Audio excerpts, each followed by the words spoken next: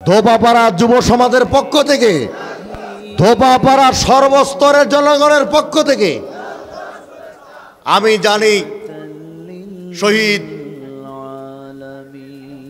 আল্লামা সাইদি রহিমাহুল্লাহ আর দুনিয়াতে আসবেন না। আসবেন? আর আসবেন? কিন্তু আমার আব্দুল আলামিন ভাই শহীদ আল্লামা দেলোয়ার হোসেন সাইদি রহিমাহুল্লাহর 100 ভাগের 1 ভাগ হলেও ময়দানে দায়িত্ব পালন করছেন। আমার প্রিয় ভাই মুআজ্জাজ মুকাররম আজকের মাহফিলের প্রধান বক্তা আল্লামা আব্দুল্লাহ আল আমিন হাফিজাহুল্লাহকে কোরআন সুন্নাহ অনুযায়ী বক্তব্য দিবে এই আশাবাদ ব্যক্ত করে আমি আমার বক্তব্য এখানে শেষ করছি। ওমা তাওফিকি ইল্লা বিল্লাহ। আসসালামু আলাইকুম ওয়া রাহমাতুল্লাহ। নারায়ে তাকবীর, নারায়ে তাকবীর। এবং হাদিসের আলোকে সুন্দর আলোচনা করবে, আমরা শুনবো ইনশাআল্লাহ। আসসালামু আলাইকুম ওয়া রাহমাতুল্লাহি ওয়া বারাকাতুহু। ইন্নাল হামদালিল্লাহিল আকরামিল্লাযী খালাকাল ইনসানা ওয়া কাররামা ওয়া 'আল্লামাহু মিনাল বায়ানি মা লাম ইয়া'লাম। فسبحان الذي لا يحصى امتنانه باللسان ولا بالقلم. نشهد أن لا إله إلا الله وحده لا شريك له، ونشهد أن سيدنا وحبيبنا ومولانا محمدًا عبده ورسوله الذي أرسله بالحق بشيرا ونذيرا وداعيا إلى الله بإذنه وسراجا منيرا. فقد قال الله تعالى في كلامه المجيد وفرقانه الحميد: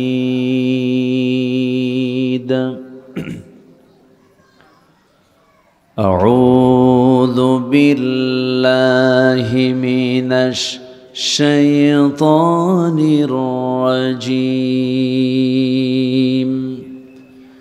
بسم الله الرحمن الرحيم. يا أيها الذين آمنوا اتقوا الله وقولوا قولا سديدا.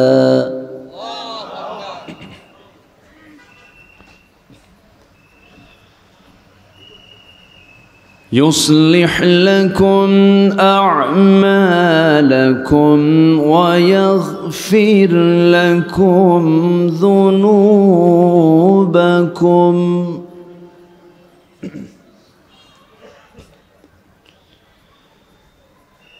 ومن يطع الله ورسوله فقد فاز فوزا عظيما.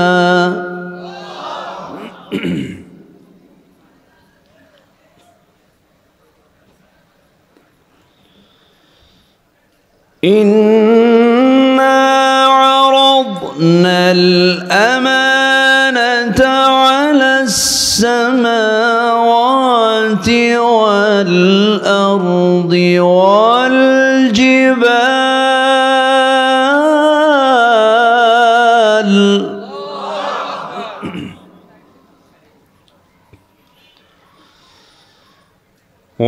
والجبال فأبين أن يحملنها وأشفقن منها وحملها الإنسان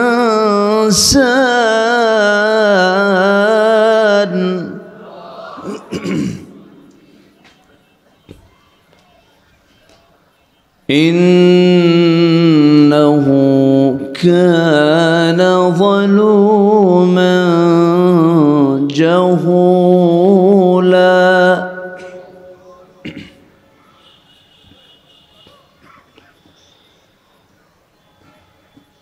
ليعذب الله المنافقين والمنافقات والمشركين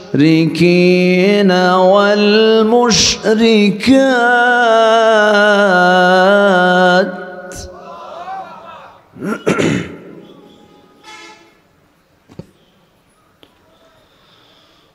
ويتوب الله على المؤمنين والمؤمنات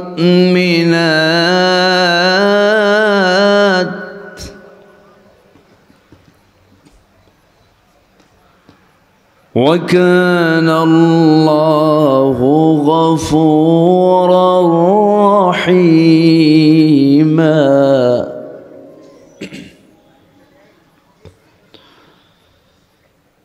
الله أكبر بسم الله الرحمن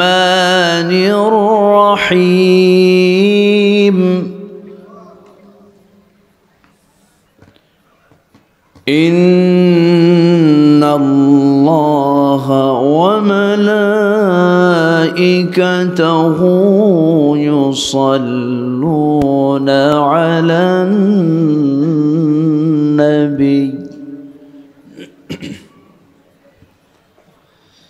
يا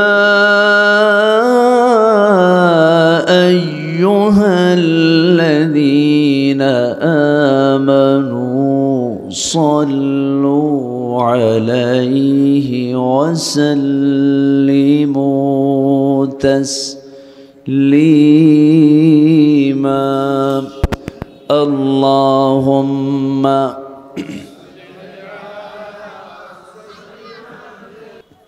সবুজ বেষ্টিত অঞ্চল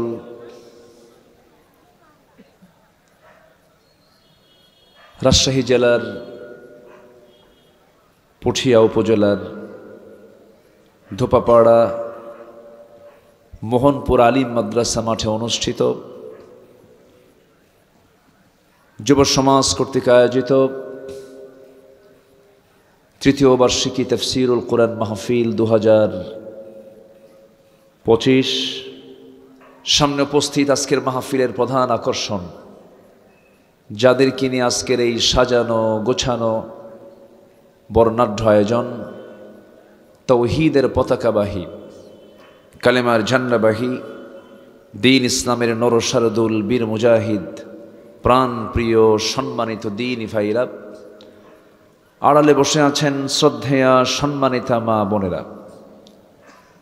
আলোচনার সূচনায় আনুষ্ঠানিকতার মধ্য দিয়ে আমার পক্ষ থেকে আবারও দিল উজাড় করানো সালাম, আসসালামু আলাইকুম ওয়া রাহমাতুল্লাহি ওয়া বারাকাতুহু। সবাই কেমন আছেন? যে আমাকে উল্টা প্রশ্ন করলেন, আল্লাহ তাআলা আমাকে তো আপনার সাথে আপনার মতোই করে রেখেছেন, বলি আলহামদুলিল্লাহ। আমার আগে আমার পূর্বে যিনি কথা বলেছেন উনিও আমিন, আমিও আমিন। আমি শুধু আমিন, উনি হচ্ছেন রূহুল আমিন। খুব সুন্দর কথা বলেছেন, তেজোদ্দীপ্ত, দলিল আদিল্লা যুক্তিতে ভরা, অত্যন্ত গঠনমূলক তিনি কথা বলেছেন। আমি শেষ ক্লাসে বসেছি কিছু কথা বলার জন্য। সবাই কি আমাকে সময় দিতে রাজি আছেন? কতক্ষণ? দোয়ার আগেই? দোয়ার আগে না দোয়া পর্যন্ত? দেখেন আওয়াজ কিন্তু কম হয়ে গেছে, চিন্তায় পড়ে গেলেন মনে হয়। হুজুর যদি সারা রাত চালায়। সবাই থাকতে রাজি আছেন তো ইনশাআল্লাহ?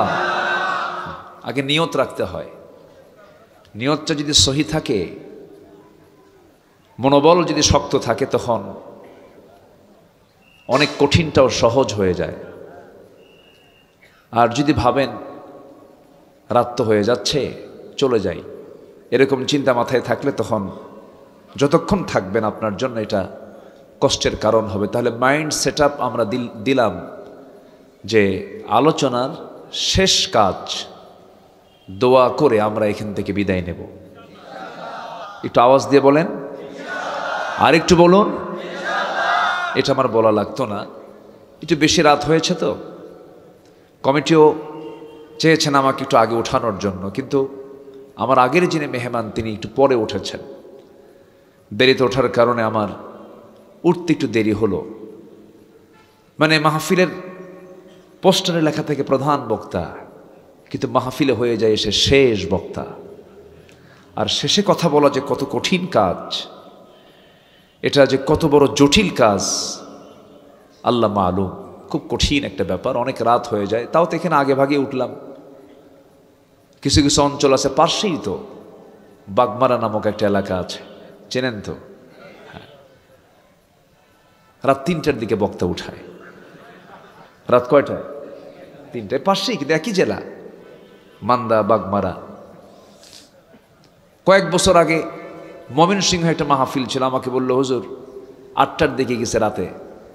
ভাবলাম দেরি যেন হয়ে গেল। বললো হুজুর খাওয়া দাওয়া করেন, বালিশ কম্বল দিলাম, ঘুমান। তো বললাম ঘুমাবো, আলোচনা হবে কখন? হুজুর গতবারের প্রধান মেহমান যে সময় উঠছে তার 1 ঘন্টা আগে আপনি উঠবেন। আমাকে তারা ডাক দিল মাত্র রাত 3টায়। রাত 3টায়।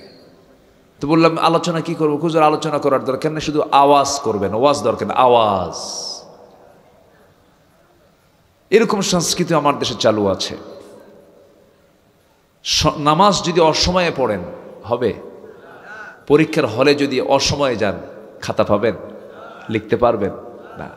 তাহলে পরীক্ষার হল নিয়মে চলে, অফিস নিয়মে চলে, নামাজ নিয়মে চলতে হয়। রোজা যদি মনে করেন খামাখা দরকার কি সওয়াব একটু ডাবল নেব, ইফতার করবো এশার সময়, কাম হবে? হবে না। তাহলে সকল কাজ অনিয়মে না নিয়মে, অসময়ে না সময়ে। মাহফিলটা কি হওয়া দরকার? সময়ে হওয়া দরকার। কিন্তু আমার দেশের খুব জটিল, এটা খুব কঠিন কাজ। আমরা চেষ্টা করি কিন্তু হয় না, এলোমেলো হয়ে যায়। টাইম সিলেকশনের ব্যাপারে মাহফিল কমিটি যে সচেতন হলে জাতি কিছু সুসময়ে কিছু কথা শুনতে পারে। আরেকটি বিষয় আমার খুব ভালো লেগেছে, ভাইজান বলেছেন জনসভা আর তাফসীর মাহফিলের মধ্যে কিছু পার্থক্য আছে। আছে কিনা বলেন? আছে। জনসভার মেজাজ হবে একরকম, তাফসীর মাহফিলের মেজাজ হবে ভিন্ন রকম। এখানে কান্না থাকবে, এখানে আলোচনার গভীরতা থাকবে, এখানে নফসের উপর আলোচনা হবে, এখানে ইমানের গভীরতা নিয়ে কথা হবে। কিন্তু আজকের ম্যাক্সিমাম মাহফিলগুলোতে কিছু আলোচক আমরা লক্ষ্য করি এমন হাসান হাসায় শ্রোতার পেটের চামড়া ব্যথা হয়ে যায়। আসতে কোন কেন? আছে না নাই? আছে না। আলোচনার মাঝে থাকতে হবে সবচাইতে বেশি কার কালাম? বলেন কার কালাম থাকতে হবে? আল্লাহর কালাম। এই কথাগুলো আমি এজন্য বললাম যেন প্রযুক্তির মধ্য দিয়ে, মিডিয়ার মধ্য দিয়ে, অনলাইনের মধ্য দিয়ে যেন এই কথাগুলো এদেশের কমিটিদের কানে যায়, মাহফিল কমিটিদের যেন একটা পরামর্শের মতো যেন কাজ হয়, এবং আলোচনার সৌন্দর্য সৃষ্টি করার জন্য যেন এমন কথাগুলো যেন সবার কানে কানে পৌঁছে যায়। আমি এই জন্যই শুরুতেই এই দুটো পয়েন্ট আমি একটু কথা বলে নিলাম। তাহলে আমরা থাকছি কতক্ষণ? যতক্ষণ কি না হবে, কি না হবে বলেন? দোয়া না হবে। আল্লাহ কবুল করুন, জোরে বলি আমিন। সবাই মাইন্ড সেট আপ দিয়েছেন তো ইনশাআল্লাহ? আসুন আমরা এখন আলোচনার দিকে যাই। মাগরিবের পরে উঠলে এই কথা বলা লাগতো না। আসেন আমরা এখন কথা বলি সেই কালাম থেকে যে কালাম সব কথা বলে। সুবহানাল্লাহ বলবেন না? এই কোরআন ছাড়া পৃথিবীর সব কিতাব কি সব কথা বলতে পারে? না। সব কথা বলতে পারে না। আর কোরআন সব কথা বলে দেয়। শত শত আয়াত আছে শুধু ফিজিক্স কেমিস্ট্রির উপরে, সায়েন্সের উপরে। কত তথ্য যে আল্লাহ পাকের মধ্যে রেখেছেন, আল্লাহু আকবার। আল্লাহ রাব্বুল আলামিন বলেন, قل لو كان البحر مدادا لكلمات ربي لنفد البحر قبل أن تنفد كلمات ربي ولو جئنا بمثله مددا। আল্লাহর কালামের ব্যাখ্যা, এত বড় ব্যাখ্যা, যদি গোটা পৃথিবীর সমস্ত 7 সমুদ্র যদি কলকালি হয়ে যায়, গোটা বৃক্ষরাজি যদি কলম হয়ে যায়, পানিরূপী কলম, পানিরূপী কালি দিয়া, কলম দিয়া লিখতে লিখতে 7 সমুদ্রের পানিরূপী কালিগুলো লিখে লিখে শেষ হয়ে যাবে, কলম পত্রা হয়ে যাবে, পানি নিঃশেষ হয়ে যাবে। কিন্তু আল্লাহর কালামের ব্যাখ্যা লেখা, আমার রবের কালিমার ব্যাখ্যা লেখা কোনোদিন শেষ করা যাবে না। জোরে বলি সুবহানাল্লাহ। কোরআন হচ্ছে তলাহীন একটি সাগরের নাম, যার কোনো তলা নাই। সকল জ্ঞানের উৎস হচ্ছে সোর্স অফ হোল নলেজ। প্রত্যেকটা জ্ঞানের মূল জায়গা হলো, সেন্টার হচ্ছে কোরআন। সেই কালামে হাকিম থেকে যৎকিঞ্চিত কিছু কথা আমি বলতে চাচ্ছি, আল্লাহ যেন আমাকে সেই কথাগুলো বের করে দেন, যে কথাগুলো মুসলিম উম্মার জন্য এই মুহূর্তে খুবই প্রয়োজন। জোরে বলি আল্লাহুম্মা আমিন। আপনাকে শয়তানের ওয়াসওয়াসা থেকে কেউ বাঁচাতে পারবে না যদি আপনার ভিতরে এলেম না থাকে, কেউ বাঁচাতে পারবে না। ঈমান মজবুত থাকবে ঈমানের জ্ঞান থাকলে। আপনার মুসলমানিত্ব টিকে থাকবে ইসলাম জানা থাকলে। ইসলাম যদি জানা না থাকে, আপনার ঈমানের জ্ঞান যদি না জানা থাকে, তাহলে আপনার ঈমান যখন তখন শয়তান মেরে নিয়ে চলে যাবে। আপনি নিজে টেরও পাবেন না কখন শয়তান নিয়ে চলে গেছে। ইউসবিহু মুমিনান ওয়া ইউমসি কাফিরান। সকালবেলা মানুষ মুমিন থাকবে, বিকেলবেলা কাফের হয়ে যাবে আখেরি জামানায়। সম্মানিত ভাইয়েরা, আমরা কঠিন একটি সময় আমরা অতিক্রম করছি, যে সময় পৃথিবীর এমন কিছু দেশ আছে যে দেশে সমকামিতার আইন, সংসদ আইন আকারে পাশ হয়। সমকামিতা, হোমোসেক্স, যেটা একটা কুকুর শুকুর সিগালের মধ্যেও নাই, সেই সমকামিতার আইন আমেরিকার মতো দেশে, অনেক ইউরোপের দেশে এটাকে তারা জায়েজ মনে করে। নাউজুবিল্লাহ বলা যাবে না? জোরে বলুন নাউজুবিল্লাহ। মানুষ প্রযুক্তিতে উৎকর্ষ সাধন করলেও, মানুষের প্রযুক্তিতে উৎকর্ষ সাধন হলেও, জ্ঞান বিজ্ঞানের গভীরতায় মানুষ গেলেও, জ্ঞানের গভীরতা, জ্ঞানের লেভেল অনেক দূর পর্যন্ত পৌঁছে গেলেও চরিত্র সীমা, চারিত্রিক যে সীমাটা ঊর্ধ্বমুখী না নিম্নমুখী? নিম্নমুখী। চরিত্র নেই বললেই চলে, নাই চরিত্র। কোথায় চরিত্র আপনি পাবেন? আমরা যে অঙ্গনকে পবিত্র অঙ্গন বলি, ইউনিভার্সিটির দিকে আপনি তাকান, ডাকসু বলেন, রাকসু বলেন, জাকসু বলেন, এই যে ঢাবি রাবি ইলেকশনগুলো হয়ে গেল, আলহামদুলিল্লাহ একটা ডানপন্থীদের বিজয় হয়েছে। কিন্তু ঢাবি জাবি চবি রাবি এই সমস্ত ইউনিভার্সিটির ক্যাম্পাস কি আমরা পবিত্র করতে পেরেছি? সেখানে যে ছেলে মেয়েরা চলাফেরা করে, সেখানে কি ঈমানের গন্ধ খুঁজে পাওয়া যায়? আচ্ছা, খুঁজে পাওয়া যায়? পাওয়া যায় না। তারা ফ্রি মিক্সিং করছে, ফ্রিভাবে চলাফেরা করছে। তাহলে আমরা সেই সমাজে বসবাস করছি যে সমাজে ইসলাম মানাটাই কঠিন হয়ে গেছে। ইসলাম মানাটা কি হয়ে গেছে? এখানে বেশ কিছু প্রশ্ন এসেছে। এর মধ্যে একটা প্রশ্ন আমাকে করেছে একজন ভাই, হুজুর এই সমাজে বিয়ে কি কঠিন এবং জেনাকে সহজ কেন করা হয়েছে? অবশ্যই এটা প্রশ্ন কোনো বুড়া মানুষের না যুবক মানুষের? বলেন বলেন, বুড়া না যুবকের? যুবকের। আমার বিভিন্ন বিষয়গুলো ঘুরপাক খাচ্ছে, এগুলোকে সামনে রেখে কিছু কথা বলতে চাচ্ছি। সবচেয়ে বড় প্রয়োজন হলো জাতির একটা সুন্দর চরিত্র দরকার। জাতির একটা কি চরিত্র দরকার বলেন? সুন্দর চরিত্র দরকার। সেই চরিত্র খুঁজে পাওয়া যাবে যে কিতাবে, সেই কিতাবের নাম কি বলুন? আর যে ব্যক্তির মধ্যে খুঁজে পাওয়া যাবে সেই ব্যক্তির নাম কি বলুন? মুহাম্মদ সাল্লাল্লাহু, জোরে বলি মুহাম্মদ সাল্লাল্লাহু আলাইহি ওয়াসাল্লাম। আমার ভাষা কি বুঝতে কষ্ট হচ্ছে আপনাদের? আমি ভাবতেছি যে কষ্ট পাচ্ছেন কিনা। আমি তো বুঝি যে আমি আমার ভাষায় যে কথা বলি, আমার চাইতে সুন্দর ভাষায় কথা বলেন আপনারা। রাজশাহীর মানুষ, ভাষা আপনাদের অনেক সুন্দর।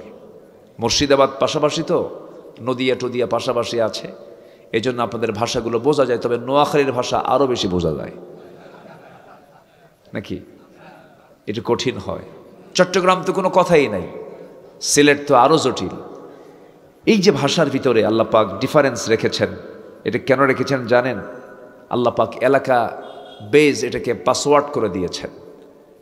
গোদাগাড়ি এই ভাষা, পবা এই ভাষা, চাপাই এই ভাষা, বাঘা এই ভাষা, বাগমারা এই ভাষা, মান্দা এই ভাষা, নাটোরের নলডাঙ্গা এই ভাষা, বড়াইগ্রাম আরেক ভাষা, সিরাজগঞ্জ আরেক ভাষা, গ্যাদাবাদ কাইজাও আরেক ভাষা।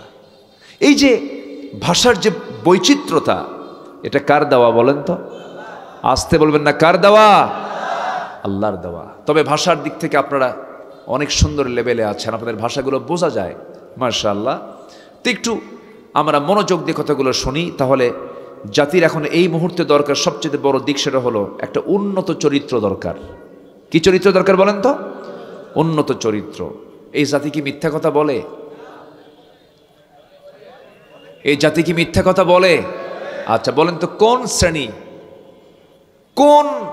শ্রেণীর মানুষগুলো কারা, কোন গ্রুপের মানুষগুলো সবচেয়ে বেশি মিথ্যা কথা বলে আমার দেশে বলুন তো?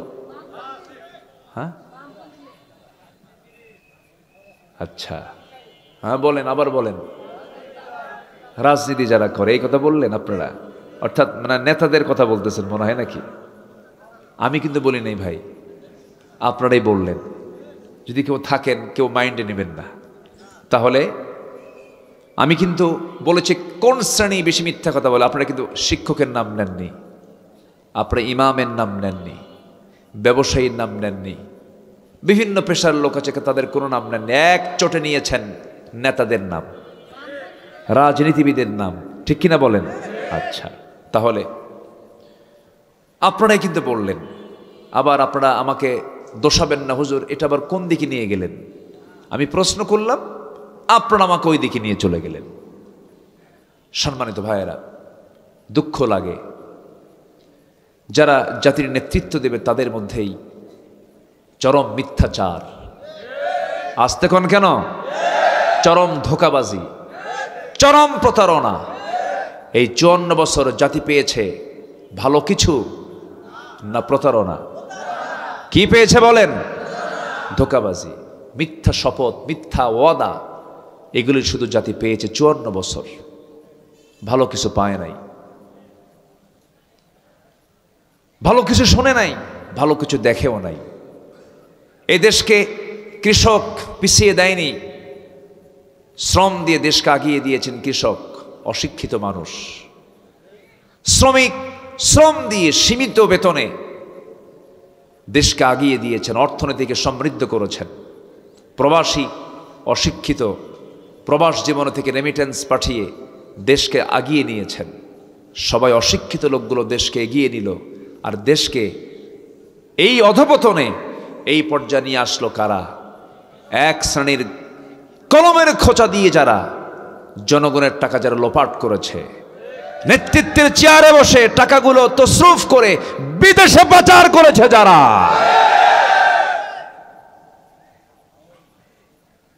রাগ করলেন? রাগ করলেও কিচ্ছু করার নাই, বাস্তব কথা। সম্মানিত ভাইয়েরা, তাহলে জাতির সুন্দর চরিত্র গড়ার জন্য আগে দরকার উন্নত চরিত্র। জাতির সুন্দর চরিত্র গড়ার জন্য এক নম্বর যে গুণটা দরকার সেটা হলো সত্য কথা বলা। কি বলেন তো? সত্য কথা বলা। এক জায়গায় না সব জায়গায়? এক জায়গায় না সব জায়গায়?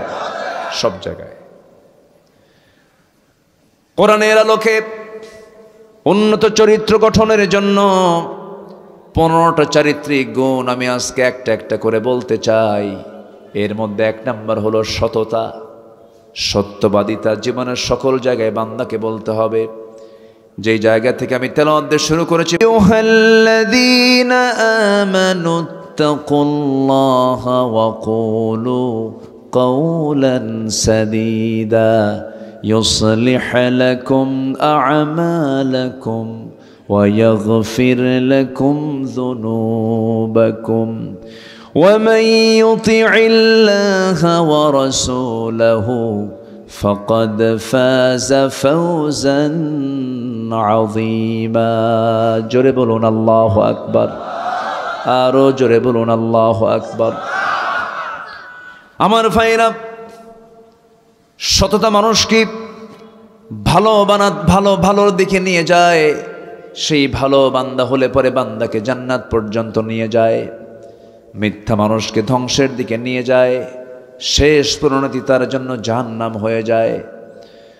এই পৃথিবীতে একজন মহামানব, যার ব্যক্তিগত জীবন, সামাজিক জীবন, পারিবারিক জীবন, রাজনৈতিক জীবন, সব জীবন তিনি পরিচালনা করেছেন, কিন্তু কোনোদিন তার মুখ থেকে অযাচিত একটা বাজে কথা, অতিরঞ্জিত কোনো শব্দ চয়ন, একটা মিথ্যা কথাও বের হয় নাই। সেই মহান ব্যক্তির নাম কি বলুন? মুহাম্মদ সাল্লাল্লাহু আলাইহি ওয়াসাল্লাম। আমি কি দোয়া করে দেব? তো এই যে 2-1 করে চলে যায়, হ্যাঁ, এটা কেন? এটা বসেন না। এটা আমি মনে করি শৃঙ্খলা ভঙ্গ। এটা একটু বসেন। এই চুপচাপ একটু বসেন। এটা তো এমন একটা জায়গা, আপনি জানেন এই জায়গাটার গুরুত্ব কতটুকু? এতই গুরুত্ব যে গুনাহ মাফ হতে থাকে। তাহলে আপনি এর চাইতে বড় আপনার কল্যাণ বয়ে আনবে এমন কোনো জায়গা আপনি কোথায় পাবেন? একটু মেহেরবানি করে, একটু সবর ধরে আমার কথাগুলো একটু শোনার চেষ্টা করুন। 1 নাম্বার কেবল বলেছি সততা, সত্যবাদিতা। এটা এমন একটা গুণ, আল্লাহ বলেন এই গুণ যদি তোমার মধ্যে এসে থাকে, আমি তোমার ভুল আমলগুলোকেও ঠিকঠাক করে দেব। যেরকম সুবহানাল্লাহ। জাতিকে উন্নত করার জন্য এই একটা গুণ যদি জাতির মধ্যে ঢুকায় দেওয়া হয়, একটা গুণ, এই জাতি ভালো হওয়ার জন্য আর কিচ্ছু লাগবে না। এই একটা গুণই যথেষ্ট। জোরে বলি সুবহানাল্লাহ। কিন্তু এখানেই বড় প্রবলেম। এত মিথ্যা কথা বলে। পুঠিয়ার মোড়ে মোবাইল ফোন নিয়ে কথা বলছে, ভাই আপনি কোথায়? আমি তো জাহান্নামের চৌরাস্তায়। এত মিথ্যাচার, বসতে উঠতে খাইতে শুধু মিথ্যা দিয়ে দিন পার হয়, এমন ইমানদার মনে হয় আমার দেশে নাই। আসতে বলবেন না, আছে না নাই? আমার দেশে নামাজি বেশি না ইমানদার বেশি? প্রশ্ন কিন্তু খুব জটিল, একটু ভালো করে কন। নামাজি বেশি না ইমানদার বেশি? ইমানদার বেশি, নামাজি কম।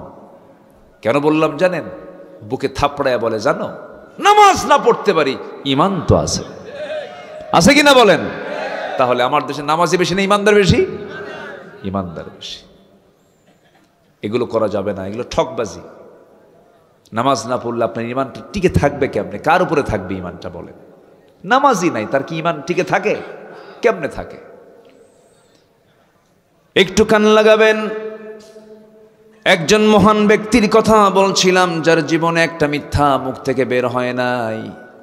তিনি হচ্ছেন আমাদের আদর্শ, তিনি হচ্ছে আমাদের লিডার, তিনি হচ্ছেন আমাদের সকল কিছুর একদম উসওয়া হাসানা করে আল্লাহ পাক যাকে পাঠিয়েছেন, লাকাদ কানা লাকুম ফি রাসূলিল্লাহি উসওয়াতুন হাসানাহ। তিনি সকল কিছুর মডেল ছিলেন। দুনিয়ার সকল এতিমরা এমন কথা যেন না বলতে পারে পৃথিবীর সেরা মানুষ এতিমদের অধিকার আদায় করবেন কেমনে, তিনি তো নিজে এতিম ছিলেন না। আল্লাহ পাক তাকে ডাবল এতিম করেছিলেন। জন্মের পূর্বে বাপ, জন্মের পর কে নাই? মা নাই। এতিমের অধিকার তিনি প্রতিষ্ঠা করেছিলেন। আমার নবীজি সকল দিক থেকে, সকল আদর্শের দিক থেকে সব কিছুকে মডেল করে আল্লাহ রাব্বুল আলামিন যাকে সিলেকশন করে বলছেন, ওয়ামা আরসালনাকা ইল্লা রাহমাতাল লিল আলামিন। জোরে বলুন আল্লাহু আকবার, আরো জোরে বলুন আল্লাহু আকবার। হে রাসূল, আমি আপনাকে গোটা জগৎবাসীর জন্য রহমত করে দুনিয়াতে পাঠিয়েছি। আমি হলাম রাব্বুল আলামিন, আপনি হচ্ছেন রাহমাতুল লিল আলামিন। আমার নবীজির এক নম্বর গুণ ছিল, তিনি ছোটবেলা থেকে সারা জীবন কোনোদিন একটা মিথ্যা কথা বলেন নাই। তাকে আল আমিন বলতো, আর সাদেক বলতো, তাকে আমানতদার মনে করতো, ব্যাংক মনে করতো। শত্রু পর্যন্ত তার হাতে সম্পদ আমানত রেখে যেত। আমার নবীজি সবার কাছে ভালোই ছিলেন। নবুয়তের আগ পর্যন্ত মক্কার কোন কুরাইশ নবীর বিরুদ্ধে একটা মিথ্যাচার করার সাহস পায় নাই, কেউ তাকে খারাপ বলে নাই। কিন্তু আমার নবীর কাছে যেদিন ওহী নাজিল হয়েছে, কোরআন নামক কিতাব যখন নাজিল হয়ে গেছে, যারা সুদখোর, যারা মদখোর, একটা প্রশ্ন এখানে আসছে সুদের ব্যাপারে, বলবো। যদি কেউ এই সময় ওঠেন ভাববো ওটাই সুদ খায়। বসেন। আমার বন্ধুগণ, আমার নবীজি নবুয়তের আগ পর্যন্ত সবার কাছে ভালো ছিলেন, কেউ তাকে খারাপ বলে নাই। কিন্তু আমার রাসূলকে যখন আল্লাহ পাক নবুয়ত দান করলেন, কোরআন নামক কিতাব যখন নবীর কাছে চলে এলো, আলো যখন আসে অন্ধকার থাকে না, পালায়, অন্ধকার পালায়। কোরআনের মতো নূর যখন চলে এলো নবীর হাতে, অন্ধকারগুলো তখন একটু খেপতে লাগলো। আবু জেল বলল, মদ বন্ধ হবে মানবো না, জেনা বন্ধ হবে মানবো না, সুদ বন্ধ হবে মানবো না। এই তিনটা জিনিস আমার দেশে নাই। আসতে বলবেন না, আছে না নাই? তাহলে এখন বলুন, এটা কি মুসলিম সমাজ না জাহেল সমাজ? কি আমি কি ভুল বললাম? আবু জাহেলের সমাজে জেনা ছিল, আবু জাহেলের সমাজে সুদের কারবার ছিল, চক্রাকারে সুদের কারবার হতো। আবু জাহেলের সমাজে জেনা হতো, আমার বন্ধুগণ সুদের কারবার হতো। এত জঘন্য কর্মগুলো সেই সময়ে হতো, আজকের সময়ে হচ্ছে, অথচ বন্ধ হয় না। লক্ষ লক্ষ মসজিদ আমার দেশে, হাজার হাজার মসজিদ আমার দেশে, লক্ষ লক্ষ আলিম উলামা এই দেশে। আমার বন্ধুগণ, যে দেশের 90% মুসলমান, সবার নামের আগে মোহাম্মদ লাগানো, নামের শেষে ইসলাম লাগানো। দাদার নাম শরীফুল ইসলাম, বাবার নাম শহীদুল ইসলাম, নিজের নাম আমিনুল ইসলাম। 3 ইসলাম। কয় ইসলাম? এত ইসলাম থাকার পরেও, এত মুসলমান থাকার পরেও সুদ বন্ধ হলো না, জেনা বন্ধ হলো না, এরপরে ধর্ষণ বন্ধ হলো না, খুন বন্ধ হলো না, এমন কোন কাম কুকাম নাই। মদের দোকান বন্ধ হলো না, মদের বার বন্ধ হলো, নাইট ক্লাব বন্ধ হলো না। এখান থেকে একটা বিষয় প্রতীয়মান হয়, লক্ষ লক্ষ মসজিদ তৈরি করে কখনো শুধু এই সমস্ত অন্যায় বন্ধ হবে না, লক্ষ লক্ষ মাদ্রাসা বানায় শুধু বন্ধ হবে না। এগুলোকে বন্ধ করার জন্য আল্লাহর নির্দিষ্ট পন্থায় নির্দিষ্ট আইন বিচারালয়ে প্রতিষ্ঠা করতে হবে, ঠিক কিনা? আইন আকারে পাশ করতে হবে। শুধু মসজিদকে আমরা আল্লাহর আইনের আওতায় নিয়ে আসব তা হতে পারে না। ক্যান্টনমেন্ট আইনের আওতায় নিয়ে আসতে হবে, সচিবালয় আল্লাহর আইনের আওতায় নিয়ে আসতে হবে। এমন করে যদি সুন্দর করে সাজানো গোছানো যদি আল্লাহর পরামর্শ নিয়ে যদি হয়, আল্লাহ বলছেন বান্দারে কিচ্ছু লাগবে না, একটা আয়াত তুই জারি কর। কয়টা? একটা আয়াত। কার পরামর্শ? আল্লাহর পরামর্শ। আল্লাহ রাব্বুল আলামিন বলেন, الذين إن مكناهم في الأرض أقاموا الصلاة وآتوا الزكاة وأمروا بالمعروف ونهوا عن المنكر ولله عاقبة الأمور জোরে বলুন আল্লাহু আকবার। এই জাগতিক জীবনে আমি যাদেরকে রাষ্ট্রীয় ক্ষমতা দান করব তাদের জন্য বেশি কিছু লাগবে না, 4টা দফা, শুধু 4টা দফা। নাম্বার 1 হলো নামাজটা কায়েম করবে। নামাজ কায়েম মানে প্রধানমন্ত্রীর পেছনে মন্ত্রী পরিষদ নামাজ পড়বে, সচিবদের পেছনে তার নিম্ন পদস্থ কর্মকর্তারা নামাজ পড়বে, ডিসির পেছনে তার কর্মচারী নামাজ পড়বে, এসপির পেছনে ওসিরা নামাজ পড়বে। এইরকম করে গোটা জনপদের বিভিন্ন জায়গায় সেক্টরে প্রত্যেকটা অফিসে নামাজ যখন এমন করে যখন জারি হয়ে যাবে, নামাজ কায়েমের পরিবেশ যখন চলে আসবে, যাকাত যদি আদায় করতে পারে, আল্লাহ বলছেন 4টা কাজ করবে, আমি আল্লাহর রহমতের দরজা সব আসমান জমিনের খুলে দেব। জোরে কোন সুবহানাল্লাহ। লাফাতাহনা আলাইহিম বারাকাতিম মিনাস সামাই ওয়াল আরদ, আসমান জমিনের বরকতের দরজা খুলে দেব। কার কথা? আসতে বলবেন না, কার কথা? তাহলে নামাজ শুধু পড়বো না নামাজ কায়েমের আন্দোলন করব? নামাজ কায়েমের আন্দোলন আমাকে আপনাকে, আন্দোলন কি একা হয়? একা করা যায়? কি করতে হয়? এক হতে হয়, সংঘবদ্ধ হতে হয়, জমাতবদ্ধ হতে হয়। সম্মানিত ভাইয়েরা, ইসলাম এমনি এমনি আসে নাই। বিশ্বনবী কি সম্মান তার! আল্লাহ পাক তার জন্য স্পেশাল ফ্লাইট করে কি সম্মান আল্লাহ পাক রাত্রি ভ্রমণ করালেন মক্কা থেকে সেই বাইতুল আকসা প্যালেস্টাইনে। আসরা বিআবদিহি লাইলাম মিনাল মসজিদিল হারাম ইলাল মসজিদিল আকসা। আমার রাসূলকে আল্লাহ পাক কি পরিমাণ সম্মান দিয়েছেন, আয়াতগুলো পড়লে দেখলেই বোঝা যায় কত সম্মানের নবী আমার নবী। যে রাসূল দিনের আলোতে সূর্যের নিচে হাঁটলে প্রখর রোদে যদি রাসূলের কষ্ট হতো, আল্লাহ পাক একখণ্ড মেঘ সূর্যের নিচে দিয়ে রাখতেন। নবীজির শরীরের ঘামটা পর্যন্ত সুঘ্রাণ ছিল, ঘামগুলো নিয়ে সাহাবীরা কৌটার মধ্যে রেখে আতর হিসেবে ব্যবহার করতেন। এত সম্মান আল্লাহ পাক যাকে দান করেছেন, যার মর্যাদা এক কথা আল্লাহর পরে, সেই রাসূল কি তার নিজের বাপ দাদার ভিটায় থাকতে পেরেছিলেন? আজ থেকে থাকতে পেরেছিলেন? কোথায় গেছেন বলেন? কোথায় গেছেন বলেন? মদিনায় চলে গেছেন। কেন গেছেন, কি জন্য গেছেন, একটু প্রশ্ন করলে উত্তর খুঁজে পাওয়া যাবে কিনা বলেন? একটু খুঁজে বের করি। তিনি কেন মক্কা থেকে মদিনা ছাড়লেন, কেন যেতে বাধ্য হলেন, এর কারণটা কি? আমার নবীর সম্মান কত, অথচ সেই নবীর কোমর কুঁজো হয়ে গেছে, 2টা দাঁত ভেঙে ফেলা হয়েছে, গোটা শরীর থেকে রক্ত ঝরে ঝরে পায়ের তলার সাথে জুতার তলার জমাট বেঁধে গেছে। কেন, কি জন্য, কি কারণে?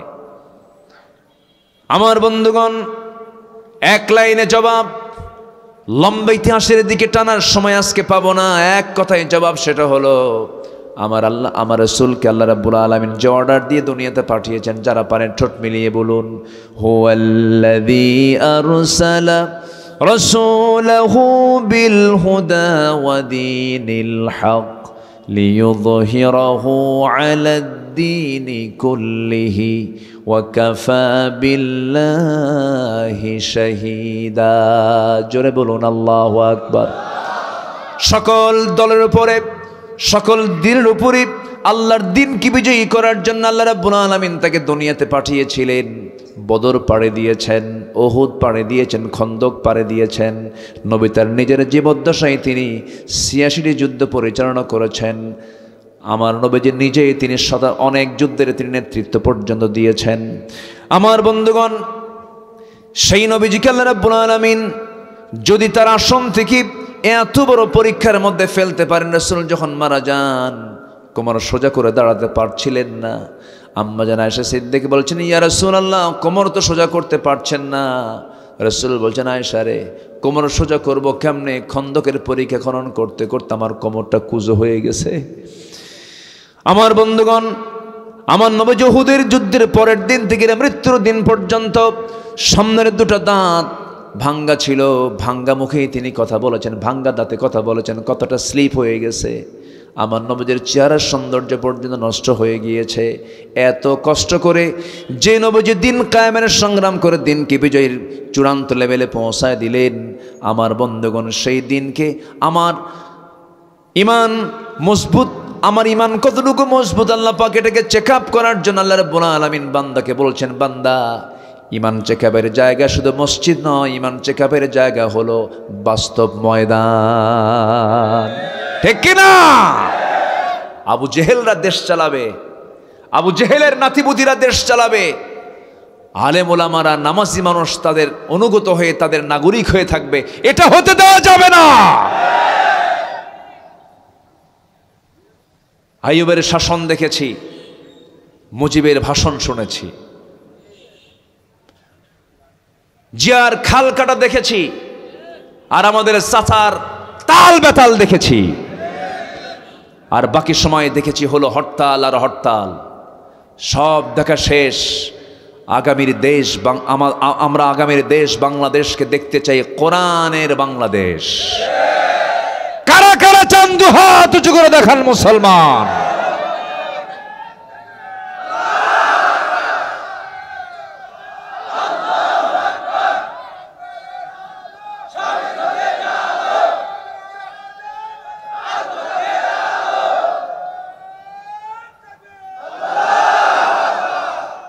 আল্লাহ কবুল করেন, জোরে বলি আমিন, আরো জোরে আমিন।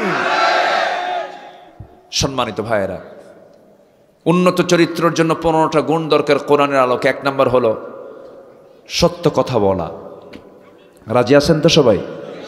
সবাইকে রাজি আছেন? স্ত্রীর সামনে কি মিথ্যা কথা বলবো না সত্য কথা বলবো? কিছু সময় কিছু জায়গায় যুদ্ধের ময়দানে আমি কি শত্রুকে সত্য কথা বলবো? বলেন, সত্য কথা বলবো? কি বলবো? যা হবে তার কি উল্টা বলতে হবে, বিপরীতটা বলতে হবে। এটা হচ্ছে যুদ্ধের কৌশল। ওই জায়গায় মিথ্যা কথা বলা জরুরি, আপনি মিথ্যা কথা বলতে হবে ওই জায়গায়। কিছু জায়গা আছে সেখানে মিথ্যা বলতে হবে। যেরকম বিশেষ বিশেষ সময়ে স্বামী তার স্ত্রীকে একটু কৌশল করে কিছু মিথ্যা বলতে পারে, আবার পাইকারি দরে কইয়েন না। এটা আবার ভাববেন না যে আব্দুল আল আমিন আজকে বলে গেছে জীবনে যতদিন আছে ফাঁকি শুধু দিতেই থাকবো, না। এটা হচ্ছে হায়ার অ্যান্টিবায়োটিক। এটা হায়ার অ্যান্টিবায়োটিক। এটা জীবনে 2-1 বার দেওয়া যেতে পারে। খুব রাগ করেছে স্ত্রী, তোমার সংসার করবই না। মেয়েদের মধ্যে এই জাতীয় কথা, প্রান্তিক কথা কম আসে না বেশি আসে? কম আসে না বেশি আসে? পুরুষরাও কম না, কিছু পুরুষও আছে বেজুত, ধৈর্য নাই বললেই চলে। এক মহিলা কয়েকদিন আগে আমাকে ফোন দিয়ে বলে, হুজুর একটা কথা, প্রশ্ন কি, আমার স্বামী সকালেও তালাক দেয়, সন্ধ্যাও তালাক দেয়, আমি কি আসি না নাই? তাহলে এটা যদি হয় অবস্থা এটা কেমন হলো? সম্মানিত ভাইয়েরা, হয়তো রাগ করে বউ প্ল্যান করতেছে আমি চলেই যাব বাবার বাড়ি, আমি তোমার সঙ্গে সংসার করব না, থাকো তোমার সংসার নিয়ে, তোমার বাচ্চা কাচ্চা নিয়ে থাকো, গেলাম চলে গেলাম। খুব চূড়ান্ত অবস্থা কাজ করছে। সেই সময় আস্তে করে ডাক দিবেন, ময়না, অথবা একটা কিছু ডাক দিলেন, ডাক দিয়ে বসায় দিয়ে বললেন, তুমি কি চাও? আগামীকাল তোমার জন্য আমি ঢাকা যাচ্ছি, আমি তোমার জন্য দেশ ট্রাভেলস টিকিট বুকিং করেছি। আছে নাকি এদিকে? ও, তাহলে তোর নাম কমনই পড়ছে মনে হয়। আচ্ছা, আমি ঢাকা গিয়ে তোমার জন্য একদম পেটা আপন জুয়েলার্স থেকে 2 ভরি স্বর্ণের চেন কিনবো, পুরান ঢাকায় গিয়ে চামড়ার 1 জোড়া জুতা কিনবো, নারায়ণগঞ্জ গিয়ে তোমার জন্য আমি একটি সুন্দর শাড়ি কিনবো, অথবা 3 পিস কিনবো, অথবা জামা কিনবো। দেখবেন এতটুকু বয়ান দেওয়ার সঙ্গে সঙ্গেই ব্যাগ হাতের থেকে পড়ে গেছে, মুখে একটা মুচকি হাসি মেরে বলে, সত্যি আনবা তো? দেখবেন সব ক্লিয়ার। পরে কিচ্ছু দিবেন না, গুনাহ হবে না।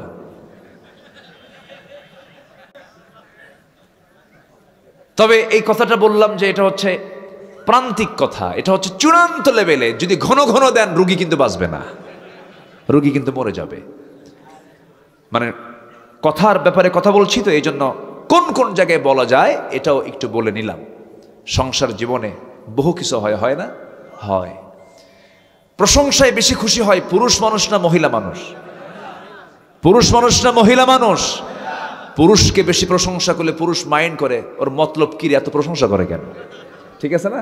ওর মতলবটা কি? পুরুষ মানুষ কিন্তু বেশি প্রশংসা পেলে ওর সন্দেহ করে, ওর মতলব কি দেখ। কিন্তু নারীর যদি প্রশংসা করা হয় দেখবেন যে ও ফুলতে ফুলতে আকাশে উঠে গেছে। তাই তো, আমি তো তাই তো। এটাই চলেছে 16 বছর। মমতাজ গান গায় আর আমাদের নেত্রী মুস্কি মুস্কি হাসি মারে, ঠিক কিনা? শুধু তেল মারা রাজনীতি দেখেছি আমরা ওই সমস্ত নোংরা দৃশ্য দেখতে চাই না। সংসদ হবে কার্যকর, অপ্রয়োজনীয় অতিরঞ্জিত কোনো শব্দ চয়ন আমরা আর জাতি দেখতে চাই না আমরা, ঠিক কিনা?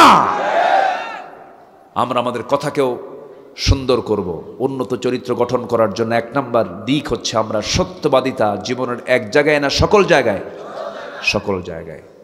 প্রচলিত রাজনীতি মানেই হচ্ছে ঠকবাজি, প্রচলিত রাজনীতি মানে হচ্ছে মিথ্যাচার, পলিটিক্স। এটার যদি আপনি মূল ব্যাখ্যায় মূল অর্থে যদি চলে যান, যে কোনো মূল্যে তার প্রতিপক্ষকে হারিয়ে ফেলার নামই হলো পলিটিক্স। অর্থাৎ মিথ্যা দিয়ে হোক, ধান্দাবাজি কইরা হোক, হারাতেই হবে, এর নাম হচ্ছে পলিটিক্স। কিন্তু ইসলাম এই প্রচলিত রাজনীতিকে বিশ্বাস করে না। সম্মানিত ভাইয়েরা, তাহলে সবাইকে সত্য কথা বলতে রাজি আছি তো? এক জায়গায় না সব জায়গায়? সব জায়গায়। ও বইয়ের জায়গা বাদ না? কে জানে কি কইলো জানো, কি যেন শুনলাম একটা।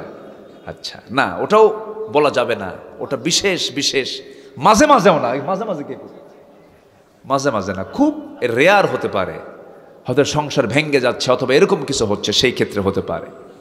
আপনারা কি রাগ করতেছেন নাকি আপনারা ভাই? আচ্ছা আমার বন্ধুগণ,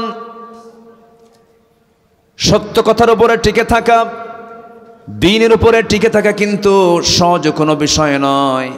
একজন সাহাবীর কথা মনে হয়ে গেল আমার এই মুহূর্তে।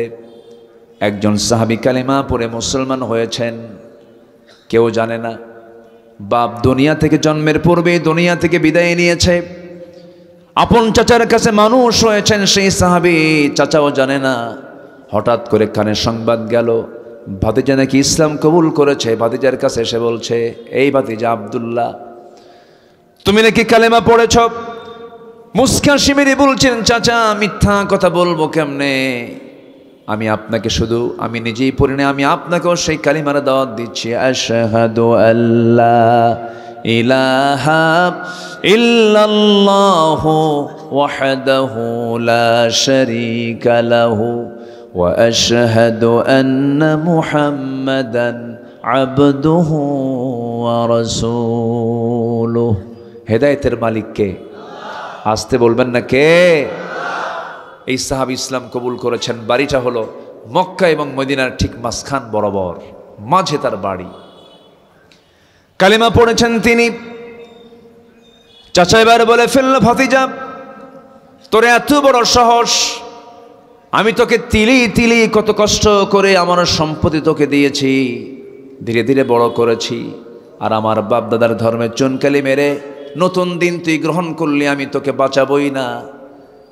ভাতিজা বলছে, চাচা আপনি আমাকে কি করবেন জানি না, তবে আমার জীবনের শেষ নিঃশ্বাসেও থাকবে আমার একমাত্র আল্লাহর নাম। যেরকম সুবহানাল্লাহ। চাচা খেপে গিয়ে বলছি, তুই কি জানিস দিনটা না ছাড়লে তোর কত বড় ক্ষতি হয়ে যাবে? কি চাচা, কি ক্ষতি হবে বলুন? সঙ্গে সঙ্গে বলছে, সমস্ত সম্পত্তিগুলো আমি তোর থেকে জোর করে নিয়ে নেব। ভাতিজা বলছে, চাচা জোর করে নেওয়ার দরকার নাই, ঈমান নামক যে দৌলতটা পেয়েছি, আপনি আপোষে আমার যত সম্পত্তিগুলো আছে আমি আপনাকে দলিল করে দিলাম, এক্ষুনি আপনারা দিয়ে দিলাম, বিনিময়ে আমি কখনো ঈমানটা বিক্রি করতে পারবো না। চাচা খেপে গেল, রেগে গেল। এক পর্যায়ে থাপ্পড় মেরে জমিনে ফেলে দিয়া গায়ের জামাটা পর্যন্ত খুলে নিল, এমনকি পরে চূড়ান্ত লেভেলে গিয়া পরনের লুঙ্গিটা পর্যন্ত খুলে ফেলে উলঙ্গ করে ঘর থেকে বের করে দিয়েছে।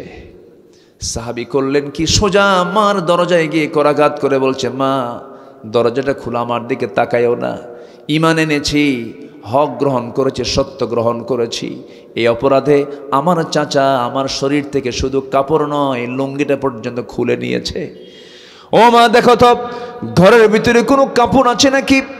এক খণ্ড চাদর তার মুখের উপরে নিক্ষেপ করলেন। মা চাদরটা দিয়া কোনো মতো সদর ডেকে বলছে, মা আমার দিকে তাকায়ও না, আমি আর কোনো দরবারে যাব না, আমি আর কোথাও থাকবো না। আমার মন হাজার বার করে টানতেছে, নবীর সামনে না যাওয়া পর্যন্ত আমার মন প্রশান্ত হবে না।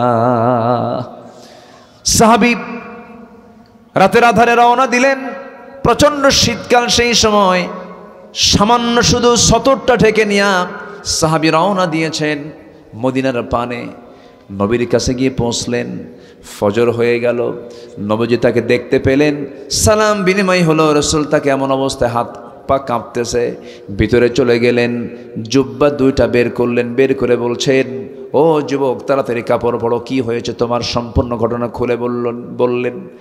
আমার রসুল বলছেন, তোমার চাচা তোমাকে বস্ত্রহীন করেছে, আমি বিশ্বনবী, আমি তোমাকে আমার গায়ের জুব্বা তোমারে দান করে দিলাম। একটু আস্তে বলেন সুবহানাল্লাহ, একটু জোরে বলেন সুবহানাল্লাহ।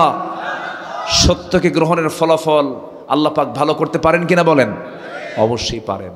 সত্যের উপরে টিকে ছিল যারা, আজকে স্বাধীন চেতা হয়ে বাংলার জমিনে তারা কথা বলছে, ঠিক কিনা বলেন? কারোর সামনে মাথা নত করেনি। আল্লামা সাঈদী একটা ইতিহাস, মাথা নত করেননি। তাকে বারবার প্রস্তাব দেওয়া হয়েছে, প্রপোজ করা হয়েছে, বলুন আমি আর রাজনীতি করব না, আমি আমার রাজনৈতিক জীবন থেকে আমি অবসর নিলাম, শুধু একটা বার বলুন।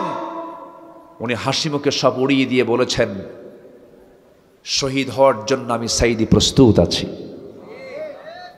শহীদ হয়েছেন, দুনিয়া থেকে বিদায় নিয়েছেন। আমার 100% আমার কাছে মনে হয় এদেশে উনি একজন বড় আল্লাহওয়ালা মানুষ ছিলেন, পরহেজগার মানুষ ছিলেন। নচেত 25 বছর আগের অঙ্ক এখন মিলে কেমনে? উনি বলেছিলেন, এমন একটা সময় আসবে পালানোর জন্য একটা ইঁদুরের গর্ত খুঁজে পাবা না। সেই মানিক মিয়া একটা ইঁদুরের গর্ত খুঁজে না পেয়ে কি কলার পাতায় শুয়েছিল, যে আল্লামা সাঈদীর বিরুদ্ধে ফাঁসির রায় দিয়েছিল। সম্মানিত ভাইয়েরা, আজ থেকে 20-25 বছর আগে যিনি বলেছিলেন, গোড়ায় নাড়া দাও, গোড়ায় নাড়া দেবে 12 কোটি তৌহিদি জনতা, মামু বাড়ি দিল্লি গিয়ে পড়বা। দিল্লি গিয়ে পড়েছে। উনি বলতে পারতেন লন্ডনে পড়বা, বলতে পারতেন ওয়াশিংটনে পড়বা, বলতে পারতেন বার্লিনে পড়বা।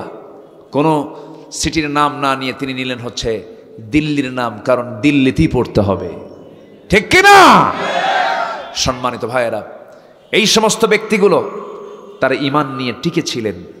ঈমান নিয়ে, সততা নিয়ে যারা টিকে থাকবে তারা দুনিয়াতেও অমর, আল্লাহর কাছেও তারা সম্মানী থেকে যাবে। আমরা কারো কাছে মাথা নত করবো না, মাথা নত করবো একমাত্র কার কাছে? আল্লাহর কাছে।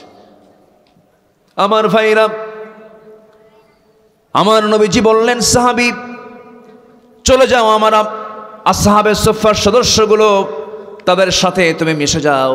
হাতে একটা কোরআন দিয়ে দিলেন। রাসূল বলছেন, সাহাবী তুমি কিছু বলতে চাও নাকি? এবার সেই সাহাবী বলছেন, হুজুর আপনি আমার জন্য দোয়া করুন, আপনি আমার জন্য প্রার্থনা করুন। আমার নবীজি হাত উঁচু করে দোয়া করে বলে দিচ্ছেন, আল্লাহ আমার এই আব্দুল্লাহর জান মালকে কাফের বেঈমানদের জন্য তুমি আল্লাহ হারাম করে দাও।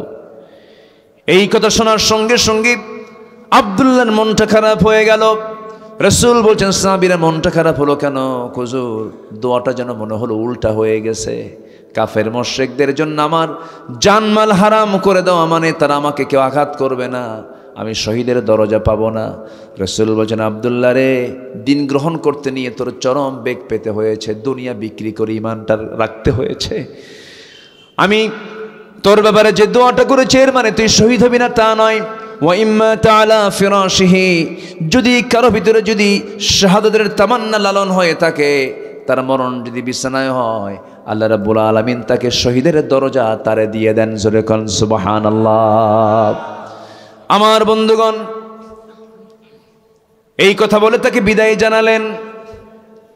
জোরে জোরে তিনি কোরআন তেলাওয়াত করেন। সাহাবীদের কষ্ট হয়, নবীর কাছে এসে পরামর্শ চাইলেন, হুজুর নতুন একজন সাহাবী আব্দুল্লাহ, তার নাম জোরে জোরে কোরআন চিৎকার করে করে পড়ে, আমাদের ডিস্টার্ব হয়। রাসূল বলছেন, ও আমার সাহাবীরা, আমার আব্দুল্লাহর তেলাওয়াতের ব্যাপারে তোমরা কেউ বাধা দিও না, কারণ আব্দুল্লাহর দিন গ্রহণ করতে নিয়ে দুনিয়াকে বিক্রি করে এরপরে দিনকে গ্রহণ করতে হয়েছে। জোরে কোন সুবহানাল্লাহ। বহুদিন পর যুদ্ধের ডাক চলে এলো। সেই যুদ্ধে এই সাহাবী অংশগ্রহণ করলেন। যুদ্ধ শেষ হয়ে গেল, অভিযান থেকে ফেরত আসবেন, ফেরত আসতেছেন, হঠাৎ করে রাস্তার মধ্যে খবর চলে এলো, হুজুর আপনার সেই প্রিয় সাহাবী আব্দুল্লাহ মারাত্মক আহত হয়েছে, মারাত্মক অসুস্থ হয়ে পড়েছে, নিয়েছি বাঁচানো গেল না। আপনার প্রিয় সাহাবী আব্দুল্লাহ আর দুনিয়াতে নাই, দুনিয়া থেকে বিদায় নিয়েছে, মৃত্যুবরণ করেছে। রাসূল বলছেন, সাহাবীরা রে, আমার আব্দুল্লাহর দুনিয়া থেকে তারা বিদায় হয়ে গেল, তার জানাজার নামাজ পড়ানোর দায়িত্ব আমি কারো কাঁধে দেব না, আমি রাসূল নিজে তার জানাজার দায়িত্ব গ্রহণ করে নিলাম। কি বড় সৌভাগ্য দেখেন, কি বড় ভাগ্যবান। আমার নবীজি তার জানাজার দায়িত্ব গ্রহণ করলেন। জানাজা শুরু হয়ে গেছে, আমার রাসূল জানাজা পড়ায়া দিলেন। জানাজা সম্পূর্ণ যখন হয়ে গেল, আমার নবীজি সাহাবে কেরামকে ডাক দিয়ে বলছেন, সাহাবীরা, আমার আব্দুল্লাহর লাশটা কোথায় রাখবে, কবরটা কোথায় খনন করেছে হুজুর? ওই দুই পাহাড়ের পাদদেশে আমরা মাঝখানে আমরা তার কবরটা খনন করেছি। আমার রাসূল বলছেন, সাহাবীরা, তোমরা কেউ আমার আব্দুল্লাহর লাশ কবরে রাখতে পারবে না, আমাকে কবরের সামনে নিয়ে যাও। কবরের সামনে নিয়ে যাওয়া হলো। আমার নবীজি কবরের দিকে তাকালেন, আমার নবীজির চোখে পানি চলে এলো। আমার নবীজি নিজে নামলেন, বিশ্বনবী নিজে নেমে বলছেন, আবু বকর আমার ডানে নামো, ওমর আমার বামে নামো। আমার নবীজি নামলেন, রাসূল নিজে আবেগে আপ্লুত হয়ে পড়লেন। আমার নবীজির চোখে লাল হয়ে গেল, চোখের কোনা বেয়ে টপ টপ করে পানি পড়ছে। হাতটা গায়ে দিয়ে বলছেন, সাহাবীরা রে, আমার প্রিয় আব্দুল্লাহর লাশটা তোমরা আমার হাতের উপরে তুলে দাও। হাতে নিলেন। এবারে বলছেন, আবু বকর মাথাটা ধরো, ওমর পাটা ধরো। তিনজন মিলে কবরে শোয়া দিলেন। বুকের উপরে আমার রাসূল হাতটা রাখলেন। আমার নবীজি কাদা কাদা কণ্ঠে বলছেন, আরশের মালিক আল্লাহ, এই আব্দুল্লাহ আজ পর্যন্ত আমি তার প্রতি রাজি আছি, সন্তুষ্ট আছি। আল্লাহ তুমি তাকে মাফ করে দাও, তুমিও সন্তুষ্ট হয়ে যাও। এই দোয়া শেষ না হতেই একজন সাহাবীর সামনে দাঁড়িয়ে থাকে এক সাহাবী, সাদ বিন আবি ওয়াক্কাস নামে একজন সাহাবী চিৎকার মেরে বলছেন, আহারে, এত বড় পোড়া কপাল, জীবিত সাদ না হয়ে যদি আজকে মৃত সাদ হয়ে যদি এই কবরের বাসিন্দা হতে পারতাম, জীবনটা ধন্য হয়ে যেত। জোরে বলি সুবহানাল্লাহ, আরো জোরে বলি সুবহানাল্লাহ। আমার বন্ধুগণ, আমার নবী যে কবরে নেমেছেন, ওই কবরে আবু বকরও নেমেছেন, ওমরও নেমেছেন, বিশ্বের সেরা সেরা তিনজন মানুষ। ওই সাহাবী কত বড় ভাগ্যবান ভাইরে। আমার বন্ধুগণ, যারা সততা নিয়ে, ঈমান নিয়ে যারা টিকে থাকবে, দুনিয়া তো সম্মান দিবেন, আখিরাত তো নাজাত দিবেন, মুক্তি দিবেন, তিনি আমার কে? আল্লাহ। চারিত্রিক গুণাবলী মোট কয়টা বলতে চেয়েছি বলুন? 15টা চলছে। কয় নাম্বার বলেন? বলেন কয় নাম্বার চলতেছে? 1 নম্বরে চলছে। আরও আছে কয়টা বলেন? 14টা। বলেন তো, একটু সময় লাগবে না ভাই? একটু লাগুক সময়, একটু লাগুক, আর কিছু সময়। নাম্বার 2 হলো চরিত্রকে সুন্দর করার জন্য। নাম্বার 2 হলো আমানতদারিতা টিকে রাখতে হবে। আমানতদারিতা কখনো নষ্ট করা যাবে না। ইন্নাল্লাহা ইয়া'মুরুকুম আন তু'আদ্দুল আমানাতি ইলা আহলিহা ওয়া ইযা হাকামতুম বাইনান নাসি আন তাহকুমু বিল আদল ইন্নাল্লাহা নি'মা ইয়া'ইযুকুম বিহ। জোরে বলুন আল্লাহু আকবার। তোমরা আমানতকে পরিপূর্ণ করো, আমানত নষ্ট করো না, আমানতের তোমরা কোনো খেয়ানত করো না। মুমিনের যতগুলো গুণ থাকবে, এর মধ্যে শ্রেষ্ঠ একটা গুণ হলো আমানত রক্ষা করা। মোটামুটি আল্লাহ পাক একটা সূরার শুরুতে মুমিনের 7টা গুণের কথা বলেছেন, এবং আল্লাহ নিজে ওয়াদা করছেন, এই 7টা গুণ থাকবে যার, আমি আল্লাহ তাকে জান্নাতুল ফিরদাউসের মালিক বানায়া দেব। সবাই মনোযোগ দিয়ে কতগুলো শুনুন, কান লাগান, একটু বোঝার চেষ্টা করুন। আল্লাহ রাব্বুল আলামিন বলেন, قد أفلح المؤمنون الذين هم في صلاتهم خاشعون والذين هم عن اللغو معرضون والذين هم للزكاة فاعلون والذين هم لفروجهم حافظون জোরে বলুন আল্লাহু আকবার। 7টা গুণ আছে যার, জান্নাতুল ফেরদাউস আছে তার। নাম্বার 1 হলো নামাজকে সুন্দর করা, নাম্বার 2 হলো জিহ্বাকে বিশ্রাম দেওয়া, বাজে কোনো কথা না বলা, মিথ্যার সঙ্গে না থাকা, নাম্বার 3 হলো যাকাত ঠিকমতো আদায় করা, নাম্বার 4 হলো লজ্জাস্থানের হেফাজত করা। আমার বন্ধুগণ, এরপরে নাম্বার 5 হলো ওয়াদা ঠিক রাখা, নাম্বার 5 হলো নাম্বার 6 হলো আমানতদারিতা ঠিক রাখা। আমার বন্ধুগণ, আমানতদারিতা কি? স্বামীর কাছে স্ত্রী একটা কি বলেন? আসতে কয় বলেন বলেন বলেন। কর্মচারীর কাছে কর্মকর্তার মালিকের মালামালগুলো কি বলেন? আমানত। আমার বন্ধুগণ, আমানতদারিতা বিশাল একটা বিষয়। উন্নত চরিত্র গঠন করার জন্য, উন্নত সমাজ গড়ার জন্য, উন্নত রাষ্ট্র তৈরি করার জন্য মানুষগুলোকে উন্নত হতে হবে, উন্নত চরিত্র অর্জন করতে হবে। 1 নাম্বার সত্যবাদিতা, নাম্বার 2 হলো আমানতদারিতা। রাষ্ট্রের দায়িত্ব পালন করে, এটা একটা কি বলেন? বলেন বলেন বলেন বলেন। রাষ্ট্রের কথা আসলে একজন সাহাবীর কথা বারবার মনে পড়ে যায়, তার নাম হলো ওমর। আল্লাহু আকবার বলেন। এক ফকির আসছে তার কাছে ভিক্ষা চাইতে। কি চাইতে বলেন? ভিক্ষা চাইতে আসছে। দরজায় এসে ডাকছে, দরজা খুলে না। কিছুক্ষণ দেখলেন, দেখার পরে ওই ফকিরটা ডাক দিয়ে আবার চলে যাচ্ছেন। ওমরে ফারুক এসে পিছন থেকে ডাক দিয়ে বলে, মহিলা দরজায় ডাকলা, সময় আসার আগে তুমি চলে গেলে, এর কারণটা কি? ফকিরটা বলতেছে, আমিরুল মুমিনিন, সাহায্যের জন্য আপনার বাড়িতে এসে দেখি আমি যত ফকির তার চাইতে বেশি ফকির আপনি। আমার ভাইয়েরা, একই কাপড় তিনি বারবার পরতেন, একই কাপড় তিনি ঘোরাফেরা পড়তেন, এক একজন এক এক রকমের ছিলেন। আবার ইমামে আজম আবু হানিফার কথা মনে হলো আমার এই মুহূর্তে। কাপড়ের দোকানদার ছিলেন, প্রত্যেকটা ওয়াক্তে সুন্দর সুন্দর কাপড় পরতেন, নতুন নতুন কাপড় পরতেন। প্রশ্ন করে হলো, আবু হানিফা, এমন বিলাসী জীবন অর্জন করার কি দরকার বলো? আবু হানিফা বলতেন, কাপড়ের মালিক আল্লাহ বানাইছে, প্রত্যেকটা ওয়াক্তে আমি যখন নামাজে দাঁড়াই আমার কাছে মনে হয় আমার আল্লাহ আমার সামনে কথা দাঁড়ায়া দাঁড়ায়া কথা বলতেছেন। জোরে কোন সুবহানাল্লাহ। সাইয়েদনা ওমর ফারুক রাদিয়াল্লাহু তাআলা খুব সিম্পল লাইফ জীবন যাপন করেছেন, সীমিত খাবার খেয়েছেন।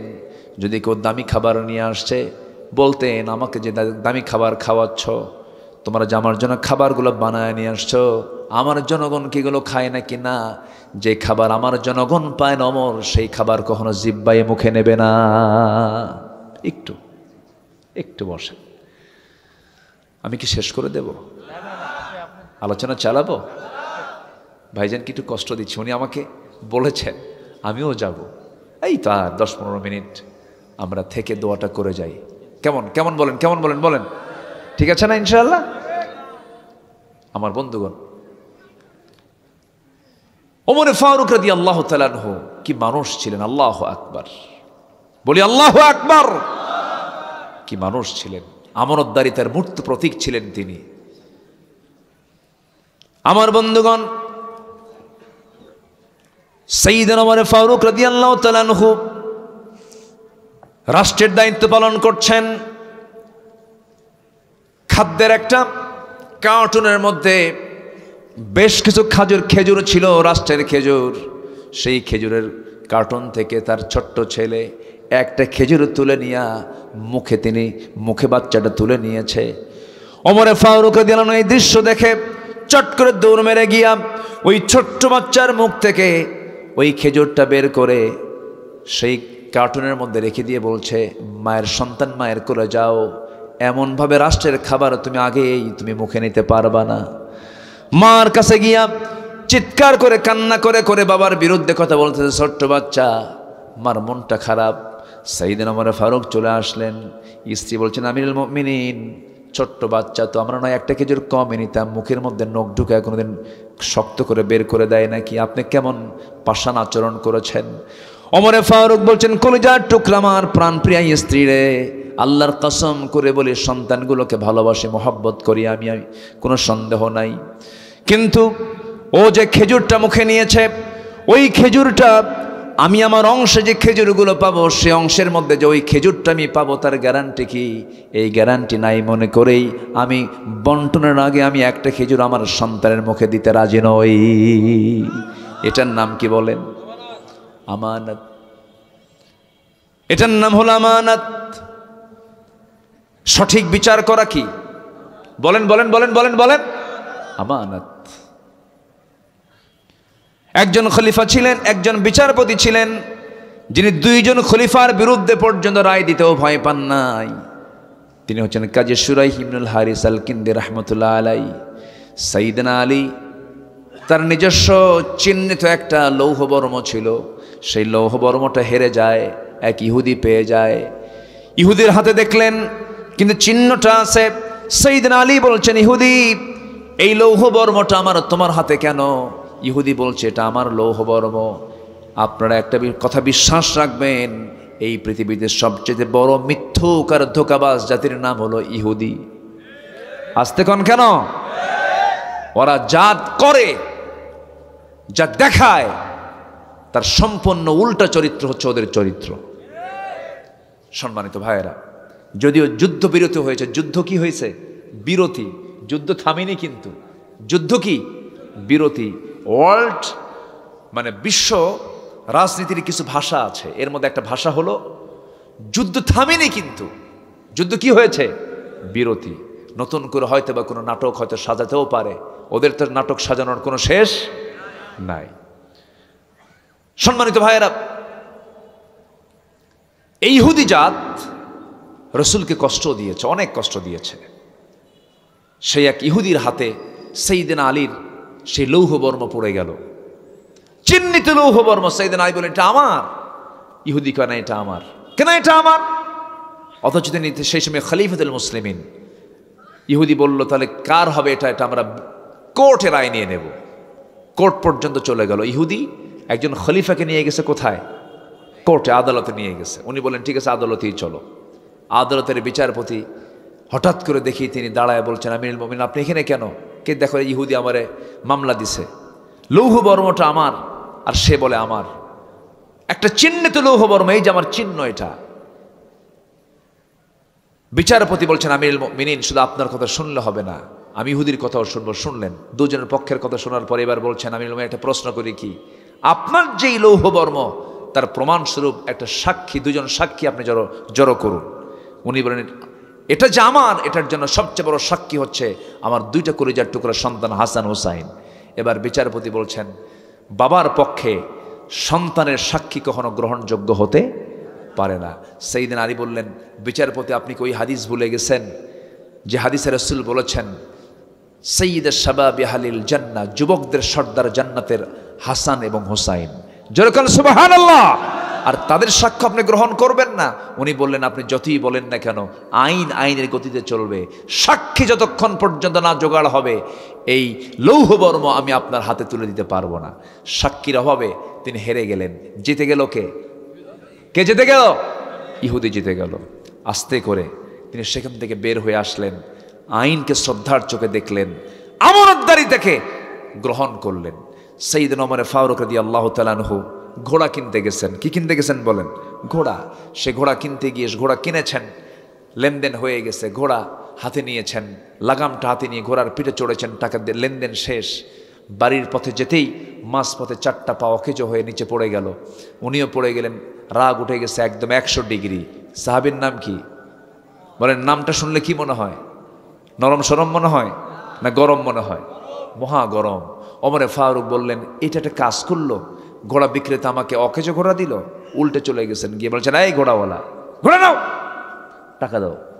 এই জাতীয় কথা শোনার সঙ্গে সঙ্গে ঘোড়া বিক্রেতা বলছে, একটু শান্ত মনে কথা বললেই ভালো হয়। ক্রয় বিক্রয়ের যে চুক্তি, ক্রয় বিক্রয়ের যে সিস্টেম পদ্ধতি, আমি কি ভঙ্গ করেছি? না, কিন্তু তুমি আমাকে অকেজে ঘোড়া দিয়েছ, বাড়িতেই যেতে পারলাম না। এখন ঘোড়া বিক্রেতা বলছে, না, আমি আপনাকে সুস্থ ঘোড়া দিয়েছি, আপনার কাছে অসুস্থ হয়েছে, আমি ঘোড়া ফেরত নিতে পারবো না। এক পর্যায়ে ঘোড়াওয়ালা বলছে, তাহলে আপনার কথাও থাক, আমার কথাও থাক, চলুন আমরা আদালতে চলে যাই। একটা সামান্য ঘোড়া বিক্রেতার মামলায় অর্ধ পৃথিবীর শাসক ওমরে ফারুক চলে গেছেন আদালতে। চেয়ারে বসে আছে বিচারপতি, ওমরে ফারুককে দেখা মাত্র দাঁড়ায় বলতেছে, আপনি এখানে কেন? কে আমারে মামলা দিছে? যে ও আমারে মামলা দিছে, ঘোড়া দেয়, ঘোড়া আমাকে অসুস্থ ঘোড়া দিয়েছে, আমাকে টাকা ফেরত দেয় না।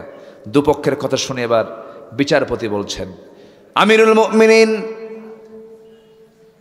আপনি আজকে আদালতে এসেছেন, আপনার কথাও শুনলাম, আবার ওই ঘোড়া বিক্রেতার কথাও শুনলাম। যতটুকু বুঝতে পেরেছি, আজকের মামলার রায়টা আপনার পক্ষে না গিয়ে ওই ঘোড়াওয়ালার পক্ষে চলে যাবে।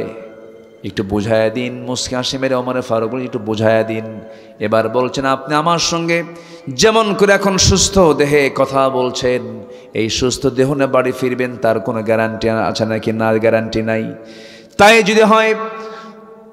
যদি হয় আমিরুল মুমিনিন, ঘোড়া আপনি টাকা দিয়ে কিনেছেন, আপনার মালিকানায় চলে আসছে, আপনার মালিকানা আসার পর ঘোড়া অসুস্থ হয়ে এসে 4টা পা অকেজ হয়ে পড়ে আছে, এই ঘোড়াটা এই অপবাদ দিয়ে আপনি ঘোড়া বিক্রেতার কাছে দিতে পারবেন না, লাভ লস, আপনাকে মানতে হবে, ঘোড়াটা আপনারই হবে।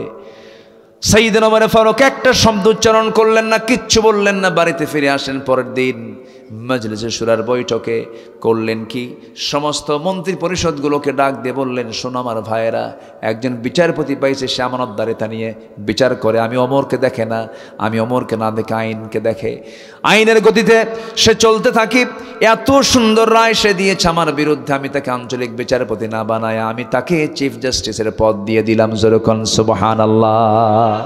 কিসের কারণে বলেন? কিসের কারণে? আমানতদারিতার কারণে। আমার বন্ধুগণ, আমার ভাইয়েরা, এই দুনিয়া ছেড়ে আমিও চলে যাব, আপনিও চলে যাবেন, কেউ বাঁচার জন্য আসি নাই, দুনিয়া থেকে বিদায় নেব আমি। কিন্তু উন্নত চরিত্র নিয়ে যদি আল্লাহর সামনে দাঁড়াতে পারি, আমার নবীজির সুপারিশের প্রয়োজন আছে না নাই? বলেন, আসতে বলবেন না, আছে না নাই? রে ভাই, রসুলকে আমরা সব সময়ের জন্য কাছে টানবো। রসুল কেমন করে কথা বলেছেন, রসুলকে কোন দল করেছেন, রসুল কোন চেতনাকে লালন করেছেন, রসুল কিসের আন্দোলন করেছেন, রসুলকে নিয়ে একটা আমরা ভাবনায় চলে যাব, ভাবনার জগতে চলে যাব। রসুলকে বোঝার চেষ্টা করব আমরা। যে বান্দা রসুলকে যত বেশি বুঝতে পারবে, ওই বান্দা আল্লাহর তত বড় নৈকট্য হাসিল করতে পারবে। জোরে কোন সুবহানাল্লাহ। আপনাদের দোয়ায় আল্লাহ তাআলা আমাকে এবার এই তো মাসখানেক আগে মক্কা মদিনায় নিয়েছিলেন, গিয়েছিলাম, খুব তৃপ্তিমতো একটা জায়গা উপভোগ করেছি, খুব ফিল করেছি। সেটা হলো যে জায়গার ব্যাপারে আমার রাসূল বলেছেন, মা বাইনা বাইতি ওয়া মিম্বারি রাওদাতুম মিন রিয়াদিল জান্নাহ, আমার ঘর এবং ওই মেম্বার এর মাঝের যে জায়গা, এই জায়গাটা হলো দুনিয়ায় জান্নাতের টুকরা। জোরে কোন সুবহানাল্লাহ। আমার খুব লোভনীয় মনে হলো আমার কাছে। এর আগেও গিয়েছি আমি, তো অনলাইন সিস্টেমে কাটতে হয়, তো অনলাইন সিস্টেমে কেটে আমি সেই রাওদাতুম মিন রিয়াদিল জান্নাহর মধ্যে ঢুকলাম। ঢুকে পিছনের দিকে বসে আছি, মূল জায়গা এখনো যেতেই পারিনি, ফজরের একটু আগ দিয়ে। তা আমার দেশের কিছু প্রবাসী ভাই আমাকে দেখেই চমকে উঠলেন, সালাম দিয়ে বলছেন, হুজুর আপনি আসছেন, দেখি তো আপনার জন্য কি করা যায়। সেখানকার যে প্রশাসনিক একজন কর্মকর্তা, তাকে সালাম দিয়ে আমার ব্যাপারে এত বলা বলছে, এই জাতি কি মারতে পারে বলেন তো? বলেন তো পাম দিতে পারে? মানে আমার ব্যাপারে বলতে বলতে এমন বলা বলছে, আমি এদেশের সর্বসেরা মানুষ, কিন্তু আমি তো জানি আমি কোন নগণ্য বান্দা, কিচ্ছু না। এমন বলা বলছে, অফিসার নিজে এসেই সালাম কালাম দিয়ে বলে, শেখ চলুন। একদম প্রথম কাতারে ইমাম সাহেবের পেছনে আমার নবীর যে ঘর, অর্থাৎ যেটা কবর ঘর, সেটা কি কবর, যে সবুজ গম্বুজটা দেখা যায়, তার নিচেই তিনি শুয়ে আছেন। জাস্ট ওই দেওয়ালের পাশ ঘেঁষে প্রথম যে ব্যক্তিরা বসে থাকার সুযোগ পেয়েছে, ওনারা আমাকে প্রথম ওই জায়গাতে বসায় দিলেন। আমি শুধু একবার আমার নবীর কবর দেখি আর ওই দিকের মিম্বারটা দেখি, ঠিক মাঝখান বরাবর এক সাইডে আল্লাহ পাক আমাকে বসায় রেখেছিলেন। আমি সেই দিন প্রায় 1 ঘন্টার মতো সে জায়গায় বসে আমি আমার জন্য তেমন কিছু চাইনি, বলিনি। আমি 1 নম্বর চাওয়া চেয়েছি, আল্লাহ ওই যে ছোট্ট ছোট্ট বাচ্চাগুলো, এই তো আরব থেকে মাঝখানে কিছু দূরে বাইতুল আকসার দেশের কিছু মুসলমান না খেয়ে আছে, দিনাতিবাদ করছে, যুদ্ধ বিধ্বস্ত জনপদ। আল্লাহ, তারা মামলা দিলে আমরা রেহাই পাবো না, মেহেরবানি করে তাদের প্রতি তোমার শান্তি রহমত নাজিল করো। আল্লাহর মেহেরবানি, যুদ্ধ থামার কথা না বললেও যুদ্ধ কিছু বিরতির একটা ইঙ্গিত এসেছে। বলি আলহামদুলিল্লাহ, জোরে বলি আলহামদুলিল্লাহ। সম্মানিত ভাইয়েরা, শুধু এতটুকু বলতে চাই, যদি আজ মুসলমান যদি এই উন্নত চরিত্র নিয়ে রসুলকে যদি আদর্শ লালন করে, দিনকে মেনে সততার সঙ্গে যদি সামনের মঞ্জিলে পৌঁছার যদি চিন্তা করত, বিজয় গোটা পৃথিবীতে মুসলমানদেরই হতো, ঠিক কিনা? কিন্তু মুসলমান সেই সততা আমানতদারিতা থেকে শুধু দূরে নয়, অনেক দূরে চলে গেছে, যেটা জীবজন্তুর মধ্যেও পাওয়া যায় না। জীবজন্তুর তারাও আমানত কিছু বোঝে, তারাও ঠকবাজি করে না। কিন্তু আজকে মানুষের মধ্যে আমানতদারিতে বেশি না ঠকবাজি বেশি? বলুন তো, যে লোকটা টাকা করজ দেয় সে বিপদে থাকে, না যে টাকা নেয় করজ সে বিপদে থাকে? বলেন, কে বিপদে থাকে বলেন তো? যে দেয়। অথচ বিপদ মুক্ত থাকার কথা ছিল যে করজ দেয়, সে টেনশন মুক্ত থাকার কথা ছিল, টেনশনে শেষ হওয়ার কথা ছিল হলো যে ঋণগ্রস্ত। কিন্তু যে টাকা নেয় একবার ঋণগ্রস্ত হয়ে যাওয়া মানেই ওর হাত থেকে টাকা আপনার কাছে ফেরত আসা মানে সোনার হরিণ। ঠিক আছে না? আমি কি ভুল বলছি? অসম্ভব ব্যাপার। টাকা চাইতে গেছে আপনার কাছে, আপনি তার কাছে টাকা চাইতে গেছেন, আপনি টাকার পাওনাদার। আপনি প্রথম দিন বলছেন ভাই অমুক দিন আসেন, আবার গেছে অমুক দিন আসো। তৃতীয় দিন যখন গেছে খেপে গিয়ে চোখ রাঙ্গায় বলে আমার কি মান সম্মান নাই, সবার সামনে টাকা চাও। আছে কিনা বলেন? আছে কিনা বলেন? আছে। শেষমেশ যে টাকা পাই সে আগের ঠেলায় বলে যা যা, তোর কাছে আর কোনোদিন টাকা চাবো না, আল্লাহ সাক্ষী থাকো, তোর টাকা হাসুরের দিন তুলবো। জবাবে ও বলে লম্বা ডেট পাইলাম। কি ডেট পাইছে? লম্বা ডেট পাইছে। এটা কি আমানতদারিতা? না, এটা হচ্ছে সম্পূর্ণ খেয়ানত। যে খেয়ানত করবে সে জাহান্নামে চলে যাবে, যে আমানত রক্ষা করবে সে কোথায় যাবে? জান্নাতে যাবে। যে মিথ্যা বলবে সে কোথায় যাবে? জাহান্নামে। যে সত্য বলবে সে কোথায় যাবে? জান্নাতে। অতএব সুন্দর চরিত্র আমরা গঠন করব, জোরে বলি ইনশাআল্লাহ। নাম্বার 3 হলো সবর, ধৈর্যশীলতা। পৃথিবীর সকল জায়গায় সকল কাজে ধৈর্যশীল হব আমরা। আল্লাযীনা ইযা আসাবাতহুম মুসিবাতুন ক্বালু ইন্না লিল্লাহি ওয়া ইন্না ইলাইহি রাজিউন। জোরে বলুন আল্লাহু আকবার। যখন কোনো বিপদ আসবে, যখন কোনো মুসিবত চলে আসবে, সেই সময় ইমানদাররা সব সময় বলে ফেলবে সম্পূর্ণ কার ফয়সালা? আল্লাহর ফয়সালা। হতাশ হওয়া যাবে না। সন্তান নিয়ে টেনশন করে, বারবার মেয়ে হয়, ধৈর্যহীন হয়ে যায়।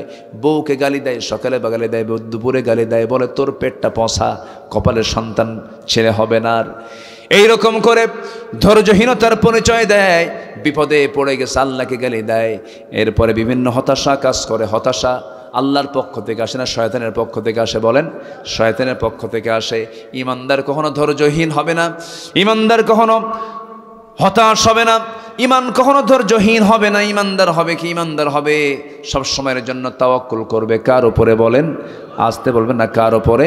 নাম্বার 5 হলো তাওয়াক্কুল করতে হবে আল্লাহর উপরে। ওয়ামাইয়া তাওয়াক্কাল আলাল্লাহ ফাহুয়া হাসবুহ। যে ব্যক্তি আল্লাহর প্রতি ভরসা করবে তার জন্য কে যথেষ্ট বলেন? আসতে বলবেন না, কে যথেষ্ট বলেন? ইব্রাহিমকে নিক্ষেপ করা হয়েছিল কোথায়? আগুনের। হেফাজত করেছেন কে? ইউনুসকে খেয়ে ফেলেছিল কি বলেন? মাছ। কিন্তু হেফাজত করেছেন কে বলেন? আল্লাহ তাআলা। যত বিপদ এসেছে, যত মুসিবত এসেছে, ধৈর্যের পিরামিড হয়ে আল্লাহর পছন্দের বান্দারা রেহাই পেয়েছেন। এই জন্য ধৈর্য হচ্ছে সবচেয়ে বড় একটা যোগ্যতা। ইমানদারের জীবনের সবচেয়ে বড় যোগ্যতা হলো ধৈর্য। এই ধৈর্য আমরা অবলম্বন করার চেষ্টা করব, তাওয়াক্কুল করব আমরা আল্লাহর উপরে। নাম্বার 5 হলো ইখলাস থাকতে হবে, সকল জায়গায় একনিষ্ঠ ভাব থাকতে হবে। যা করব কার জন্য? দান করব কার জন্য? 1 লক্ষ টাকা মাহফিলে দান করেছে, মাদ্রাসায় দান করেছে, নামটা যদি উচ্চারণ না হয় কেঁপে গিয়ে বলে এবার তো টাকা দিছি, নাম বললি না, সামনের বার আর আসবি না, টাকাই দেব না। এরকম দানবীর আমার দেশে আছে না নাই? বলেন। নাম থাকতে হবে, আমার নামে স্লোগান দিতে হবে না। না, আল্লাহ তাআলা বলেন আমি 9 শ্রেণীকে আমি আরশ আজিমের 7 শ্রেণীকে আমি আরশ আজিমের ছায়ে জায়গা দেব। এর মধ্যে একটা শ্রেণী হলো মা তুনফিকু বিয়ামিনি, ডান হাতে যা দান করেছে বাম হাত জানবে না, বাম হাতে যা দান করেছে ডান হাত জানবে না। আল্লাহ রাব্বুল আলামিন তাকে আরশ আজিমের ছায়ে জায়গা দিয়ে দিবেন। জোরে বলেন সুবহানাল্লাহ। এই জন্য ইখলাস থাকতে হবে, একনিষ্ঠতা থাকতে হবে। যা করব আমরা কার খুশির জন্য বলেন? আসতে বলেন না, কার খুশির জন্য বলেন? যারা পারেন ঠোঁট মিলিয়ে বলুন ওয়ামা উমিরু ইল্লা লিয়াবুদুল্লাহা মুখলিসিনা লাহুদ্দিন। নাম্বার 6 হলো আদালত এবং ন্যায় বিচার। আদালতটা ঠিক রাখতে হবে, বিচারটা ঠিক রাখতে হবে। কুনু কাওয়ামিনা লিল্লাহি শুহাদা বিল কিসত। জোরে বলুন আল্লাহু আকবার। নাম্বার 7 হলো তওবা করা, ক্ষমা করা। আমার বন্ধুগণ, এখানে যারা বসে আছেন মনে হয় জীবনে কারো একটা গুনাহ নাই। আসতে বলবেন না, আছে না নাই? কার জীবনে কত গুনাহ কেউ কি গুনতে পারবো নাকি? অগণন গুনাহ হয়ে গেছে আমাদের জীবনে। কত গুনাহ করছে আমরা নিজেরাও জানি না। তবে এই গুনাহগুলোকে আল্লাহ রাব্বুল আলামিন মাফ করার জন্য একটা পন্থা, একটা ফরম্যাট রেখে দিয়েছেন। তার নাম হলো তওবা, তার নাম হলো ক্ষমা, ইস্তেগফার করা। তওবা ক্ষমা যদি কোনো বান্দা করে আল্লাহ রাব্বুল আলামিন তার আগের সমস্ত গুনাহগুলো মাফ করে দেন। জোরে বলেন সুবহানাল্লাহ। জীবনটা উন্নত হয়ে যাবে, চরিত্র উন্নত হয়ে যাবে। পাপ করেছে এই পাপ আর জীবনে পাপ করব না, ভুল করেছে আর জীবনে ভুল করব না, চুরি করেছে আর জীবনে চুরি করব না, ডাকাতি করেছে আর জীবনে ডাকাতি করব না। তওবার মতো তওবা করে ফিরে আসবেন, আল্লাহর জান্নাত আপনাকে ডাকতেছে। জোরে বলে সুবহানাল্লাহ। আল্লাহ রাব্বুল আলামিন বলেন والذين إذا فعلوا فاحشة أو ظلموا أنفسهم ذكروا الله فاستغفروا لذنوبهم। জোরে বলুন আল্লাহু আকবার। আমরা তওবা করব কার কাছে? জীবনে আর কখনো 5 ওয়াক্ত নামাজ ছাড়বো না। রাজি আছেন নাকি? রাজি আছেন কারা কারা? একটু হাত তুলে দেখান দেখি। জোরে বলি ইয়া আল্লাহ। আরো জোরে বলি ইয়া আল্লাহ। আমাদেরকে 5 ওয়াক্ত সালাত আদায় করার তৌফিক তুমি আল্লাহ দিয়া দাও। জোরে বলি আমিন। আরো জোরে আমিন। হাত নামান। আমি কষ্ট দিয়ে ফেলেছি আপনাদের। হুজুর মাহফিলে এসে বিপদে পড়ে গেলাম। নামাজ এত অবস্থা, সামনে শীতের দিন আরো উজু করবো কেমনে? এরকম নামাজ চোর আছে না নাই? বলেন নামাজ চোর আছে না নাই? পৃথিবীতে সবচেয়ে কুখ্যাত চোরের নাম কি? বলেন বলেন বলেন বলেন। নামাজ চোর। আমি একটু শক্ত ভাষায় বলে দিলাম নামাজকে বা আল ফারকু বাইনাল মুমিন ওয়াল কাফির তারকুস সালাহ। কাফের এবং মুমিনের মাঝে পার্থক্য সৃষ্টি করে দেই হচ্ছে নামাজ। নামাজ আমরা পড়ব ইনশাআল্লাহ বলি, ইনশাআল্লাহ বলি ইনশাআল্লাহ। নাম্বার 8 হচ্ছে সহানুভূতি, দয়া। যার মধ্যে দয়া নাই আল্লাহ তাকে দয়া করবেন না। ইরহাম তুরহাম। আপনি দয়া করবেন, আল্লাহ পাক আপনার প্রতি দয়া করবেন। এই জন্য আমরা চেষ্টা করব আমরা দয়া এবং সহানুভূতি, দিলটাকে নরম রাখার জন্য। জোরে বলি ইনশাআল্লাহ। দিল যার নরম হয় সে হিংসুক হয় না। দিল যার নরম হয় সে গীবতকারী হয় না। দিল যার নরম হয় তার কথায় পৃথিবীর কেউ কোনোদিন কষ্ট পায় না। আমরা রহম দিলওয়ালা হব। নাম্বার 9 হচ্ছে তাওয়াদু, নম্রতা, ভদ্রতা। এটা আমরা আনার চেষ্টা করবো। ইয়ামশুন আল আরদি হাওনা। নাম্বার 10 হচ্ছে শুকর, শুকরিয়া আদায় করবো। এক নাম্বার কার? আসতে বলবেন না কার? আল্লাহ তাআলা। নাম্বার 11 হচ্ছে সুজা, সাহসিকতা থাকতে হবে। ইমানদার কি ভীরু হবে না সাহসী হবে? ইমানদার ভীরু হবে না সাহসী হবে? ইমানদার সংখ্যা দেখবে না ইমান দেখবে? ইমানদার শক্তি দেখবে না ইমান দেখবে? ইমান দেখবে। ইমানের চাইতে বড় শক্তি পৃথিবীতে আর নাই। এই সাহসটা থাকতে হবে। নাম্বার 12 হচ্ছে নেক কাজের আদেশ দেওয়া, মন্দ কাজের বাধা দেওয়া। এটাও হচ্ছে উন্নত চরিত্রের একটা গুরুত্বপূর্ণ দিক। মুনাফিকরা এগুলো পারে না। মুনাফিকরা যখন যেদিকে বৃষ্টি সেই দিকে ছাতা, সেই দিকে চলে যায়। এই চরিত্র একমাত্র মুনাফিকের হতে পারে। এই চরিত্র ইমানদার আনতে পারে না। এরপরে নাম্বার 13 হচ্ছে বিশ্বাসযোগ্যতা। বিশ্বাসযোগ্য হতে হবে। আপনাকে যেন মানুষ ট্রাস্ট করে, আপনার ব্যক্তিত্ব আপনার মাঝে ফুটে তুলতে হবে। ইমানদারের 1 নম্বর দিক হচ্ছে শাখসিয়ত থাকবে, তার ব্যক্তিত্ব থাকবে। ইমানদার কখনো ব্যক্তিত্বহীন হতে পারে না। আচ্ছা, এরপরে নাম্বার 14 হলো নিষ্ঠাবান হব আমরা। ইখলাস ফিল আমল, সকল কাজে আমরা নিষ্ঠাবান হব, নিষ্ঠার সাথে সমস্ত কাজগুলো করব, যোগ্যতার সঙ্গে কাজগুলো করব। চেয়ারম্যানের দায়িত্ব পেয়েছি, 16 আনা কাজ করব। শিক্ষকতার দায়িত্ব পেয়েছি, 16 আনা কাজ করব। যেই দায়িত্ব আমি পালন করব, আমি কোন একটা ব্যাংকের ম্যানেজার, 16 আনা দায়িত্ব পালন করব। আমি একটা কি বলে কোম্পানির আমাকে ম্যানেজার পদে দিয়েছে, কমপ্লিটলি নিষ্ঠার সাথে সেই দায়িত্ব পালন করতে হবে, সে আমল তার মধ্যে রাখতে হবে। উন্নত চরিত্র গঠন করার এগুলোই হচ্ছে সবচেয়ে উত্তম আমল। নাম্বার শেষ হচ্ছে, সর্বশেষ হচ্ছে সহনশীল হওয়া। হিলম, সহনশীল, অর্থাৎ সহনশীল হওয়া মানে হচ্ছে আল্লাহ তাআলা নিজে হালিম, আমরা আব্দুল হালিমের বান্দা। আল্লাহ তাআলা নিজেও খুব সহনশীল। এই যে ধরেন আকাম কুকামগুলো হয়, আল্লাহ কি অ্যাকশনে যান? সহজে যান? অ্যাকশনে সহজে যান না। আল্লাহর মতো সহনশীল, আল্লাহর মতো এত বড় হালিম পৃথিবীতে আর কেউ নেই। এই জন্য হালিমটা কার নাম? আল্লাহর নাম। আমরা ধৈর্যশীলতার পরিচয় দেব, সহনশীলতার পরিচয় দেব। আল্লাহ পাক বলছেন ওয়াল কাযিমিনাল গাইজ ওয়াল আফিনা আনিন নাস আল্লাহু ইউহিব্বুল মুহসিনিন। এই 15টা উন্নত চরিত্র আমরা আমাদের জীবনে উপস্থিত করার চেষ্টা করব। জোরে বলি আমিন। সবার বাড়িতে মা বোন আছে না নাই বলুন তো? আছে। পর্দা করা কি? আরো জোরে, আরো জোরে। বোরকা পরা ফরজ না পর্দা করা ফরজ? বলেন, বোরকা পরা ফরজ না পর্দা করা ফরজ? আমার দেশে বোরকা পরা ফরজ আছে, কিন্তু পর্দার ফরজ নাই। খালাতো ভাই, মামাতো ভাই, চাচাতো ভাই, দুলা ভাই, ভিতরে ফিটফাট, ভিতরে সব সদরঘাট। ভিতরে কি? সদরঘাট। বাইরে ফিটফাট, ভিতরে কোনো পর্দা নাই না। যেই বাড়িতে দেবরের সঙ্গে পর্দা হয়, যেই বাড়িতে ভাসুরের সঙ্গে পর্দা হয়, যে বাড়িতে খালাতো ভাই, মামাতো ভাই, দুলা ভাইয়ের সঙ্গে পর্দা হয়, ওটাই হচ্ছে কমপ্লিট সলিড পর্দা। আমার কথা কি বোঝা গেল? শালির হুন্ডায় কি বলে, দুলাভাইয়ের হুন্ডায় শালি চড়ে না, এমন শালি মনে হয় রাজশাহী জেলায় নাই। হ্যাঁ, আছে? আছে।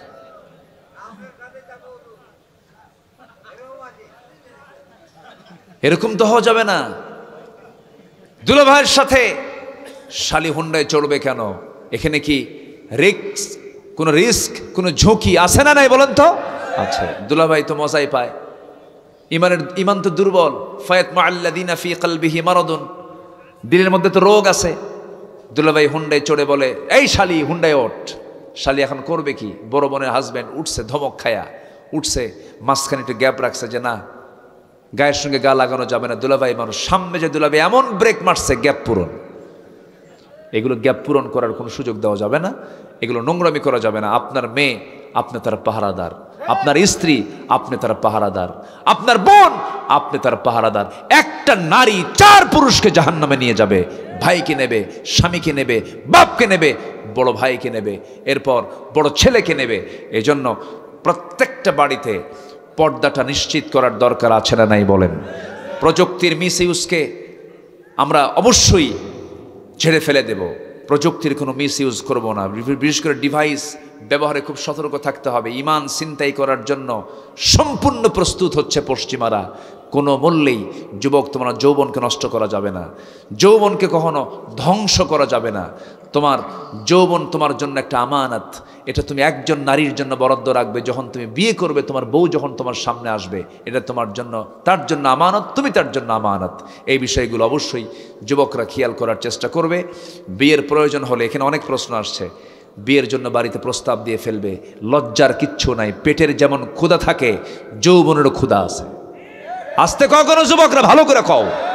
হ্যাঁ, মুরব্বীরা যেন শোনে। আওয়াজ যদি এরকম করো তাহলে তো কাম হবে না, ঠিক কিনা? বুড়া চাচাও কয় ঠিক। চাচা এখন বিয়ে করতে গেলে তো এখন বাড়িতে বুড়ির সঙ্গে লাগবে গন্ডগোল। জি, সম্মানিত ভাইয়েরা, যুবকরা, চরিত্রকে সুন্দর বানাও, এই আশাবাদ কামনা করছি। ফজর সবার হবে তো ইনশাআল্লাহ? জোহর হবে তো? আসর হবে? মাগরিব হবে? মিথ্যা কথা মুখ দিয়ে বের হবে? আমাদের খেয়ানত হবে? জমির আইল ঠেলাঠেলি হবে? জমির মাপ দেওয়ার সময় আমিনকে কানে কানে বলে দেওয়া যাবে যে আমার অংশে একটু মাপটা ঢিল করে দিয়ে আমার অংশে বাড়ায় দিও, বলা যাবে? যাবে না। খুব সাবধান, বি কেয়ারফুল। ঈমান কখনো ঈমানকে বিকিয়ে দেওয়া যাবে না, ঈমানকে বিক্রি করা যাবে না, ধ্বংস করা যাবে না। আল্লাহ রাব্বুল আলামিন সবাইকে বোঝার তৌফিক দান করুন। জোরে বলি আল্লাহুম্মা আমিন। আমি আর কথা বাড়াতে চাচ্ছি না, যে যেখানে আছেন বসুন।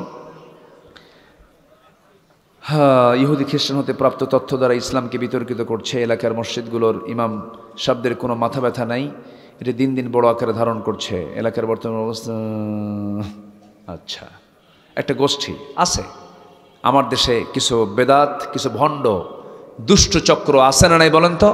আছে। এগুলোকে সমূলে প্রতিহত করার জন্য অবশ্যই একটা শক্ত হাত দরকার, শক্ত সংঘবদ্ধ একটা শক্তি দরকার। আমি সবাইকে সচেতন হওয়ার জন্য অনুরোধ করছি, এই এলাকায় যদি এমন কিছু হয়ে থাকে যেখানে বেদাতের কার্যক্রম, যেখানে ইহুদি খ্রিস্টানদের কোনো ইমান বিধ্বংসী যদি কোনো কার্যক্রম থাকে, অবশ্যই সবাই মিলে একদম সম্মিলিতভাবে তার মোকাবেলা করার দরকার আছে না নাই বলেন তো? আছে। হ্যাঁ জি, আমরা এই ব্যাপারে আমরা সতর্ক থাকার চেষ্টা করবো। আল্লাহ রাব্বুল আলামিন সবাইকে বোঝার তৌফিক দান করুন। জোরে বলি আল্লাহুম্মা আমিন। সম্মানিত ভাইয়েরা, আমি আর কথা না বাড়িয়ে সোজা এখন দোয়ার দিকে যাব। ঘড়ির কাঁটা প্রায় 12টা একদম বরাবর হয়ে যাচ্ছে। ভাইজানকে আমি কষ্ট করে বসায় রেখেছি, এরপরে আপনারা অনেক রাত হয়েছে, উচিত ছিল আমার আরও আগে ওঠা, আমি এসেছিও আগে, কিন্তু উঠতে একটু দেরিও হয়ে গেছে, বিলম্ব হয়েছে। যতটুকু হয়েছে আমরা বলে ফেলি আলহামদুলিল্লাহ। জোরে বলি আলহামদুলিল্লাহ। একটি ছোট্ট দোয়ার মধ্য দিয়ে আমরা শেষ করব। কোনো ঘোষণা আছে নাকি? কোনো ঘোষণা নাই তো? দোয়া যে আল্লাহুম্মা আমিন। রব্বানা যালামনা আনফুসানা ওয়া ইল্লাম তাগফির লানা ওয়া তারহামনা লানাকুনান্না মিনাল খাসিরিন। আল্লাহ, হাজারো মুসলমান নরনারী নিয়ে তোমার কালামের 2-3টা আয়াতকে সামনে রেখে জাতি গঠনে উন্নত চরিত্রের কিছু গুণ আমি তুলে ধরার চেষ্টা করেছি তোমার কালাম থেকে। সর্বশেষ আলোচনা শেষান্তে 2টা হাত তোমার দরবারে পেতে আছি। আল্লাহ, গুনার দিকে নজর দিও না, বান্দা মনে করে তামাম জিন্দেগির সমস্ত গুনাহগুলো তুমি আল্লাহ আমাদের মাফ করে দাও। জনম দুঃখিনী মা, জনম দুঃখী বাপজান যারা দুনিয়া থেকে বিদায় নিলেন, জিন্দেগির গুনাহগুলো মাফ করে দাও, কবরগুলোকে জান্নাতের টুকরা বানায়া দাও। আব্বা আম্মার জন্য কি দোয়া তাও শিখিয়ে দিয়েছো। রব্বির হামহুমা কামা রব্বায়ানি সগীরা, রব্বির হামহুমা কামা রব্বায়ানি সগীরা। ও আল্লাহ, বিশেষ করে মাহফিলটার আয়োজন করলেন যারা, শোনার জন্য কষ্ট করে আসলেন যারা, বিনিময়ে কিয়ামতের কঠিন ময়দান যেদিন কেউ কাউকে চিনবে না, মা সন্তানকে পর্যন্ত অস্বীকার করে বসবে, সেই কঠিন মুসিবতের দিন এ মাহফিল সবার জন্য নাজাতের মাধ্যম তুমি আল্লাহ বানাইয়া দিও। আমার ডানে বামে সামনে পেছনে যত ভাই হাত তুলেছেন, আড়ালে যত মা বোন হাত তুলেছেন, যার যা প্রার্থনা, যার যা চাওয়া তুমি আল্লাহ পাওয়া করে দিও। আয় আল্লাহ তাআলা, তোমার বান্দাগুলো কিনে এমন সময় হাত তুলেছি মুসলমানদের পায়ের তলায় মাটি নাই। দয়া করে ফিলিস্তিনকে বাঁচাও, দয়া করে বাইতুল আকসাকে তুমি আল্লাহ মুসলমানদের হাতে তুলে দাও। 180 কোটি মুসলমানের জন্য আল্লাহ একটা অমর দুনিয়ায় তুমি আল্লাহ দয়া করে পাঠায়া দাও। বাংলার জমিনকে কোরআনের জন্য কবুল আর মঞ্জুর করে নাও। এই দুনিয়াতে আসছি আমরা, কোন দিন চলে যাব জানি না রে আল্লাহ, তবে যেদিন মরে যাব রে, আমাকে অনেক চেষ্টা করবে রক্ষা করার, কিন্তু পারবে না। অচিন পাখি খাঁচা থেকে বের হবে রে, কান্না রোল পড়ে যাবে আব্দুল্লাহ আমিন নাই, রোল পড়ে যাবে রুহুল আমিন নাই, আব্দুর রহমান নাই, কান্নার রোল পড়ে যাবে, আকাশ বাতাস ভারী হয়ে যাবে, জানাজা সম্পন্ন হয়ে যাবে রে, টেনে হেঁচড়ে কবরের দিকে নিয়ে চলে যাবে, কবরে শোয়া দেবে, বাঁশ চাপা দেবে, মাটি চাপা দেবে, ওই যে বিদায় দিয়ে দেবে রে, আর কোনোদিন কেউ খোঁজ নিতে যাবে না। তোমার দরবারে ফরিয়াদ করি আল্লাহ, তোমার পছন্দের বান্দা না হওয়া পর্যন্ত আমাদের কাউরে মরণ দিও না। সেই অন্তিম সময়ে যখন চলে আসবি, সবার জবান খুলে তুমি আল্লাহ বের করে দিবা, সেই সময় কালজয়ী কালেমা তাইয়্যিবা লা ইলাহা ইল্লাল্লাহু মুহাম্মাদুর রাসূলুল্লাহ। আসসালামু আলাইকুম ওয়া রাহমাতুল্লাহি ওয়া বারাকাতুহু।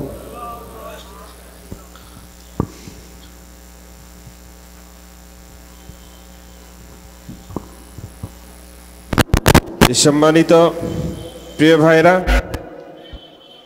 আপনারা ধৈর্য সহকারে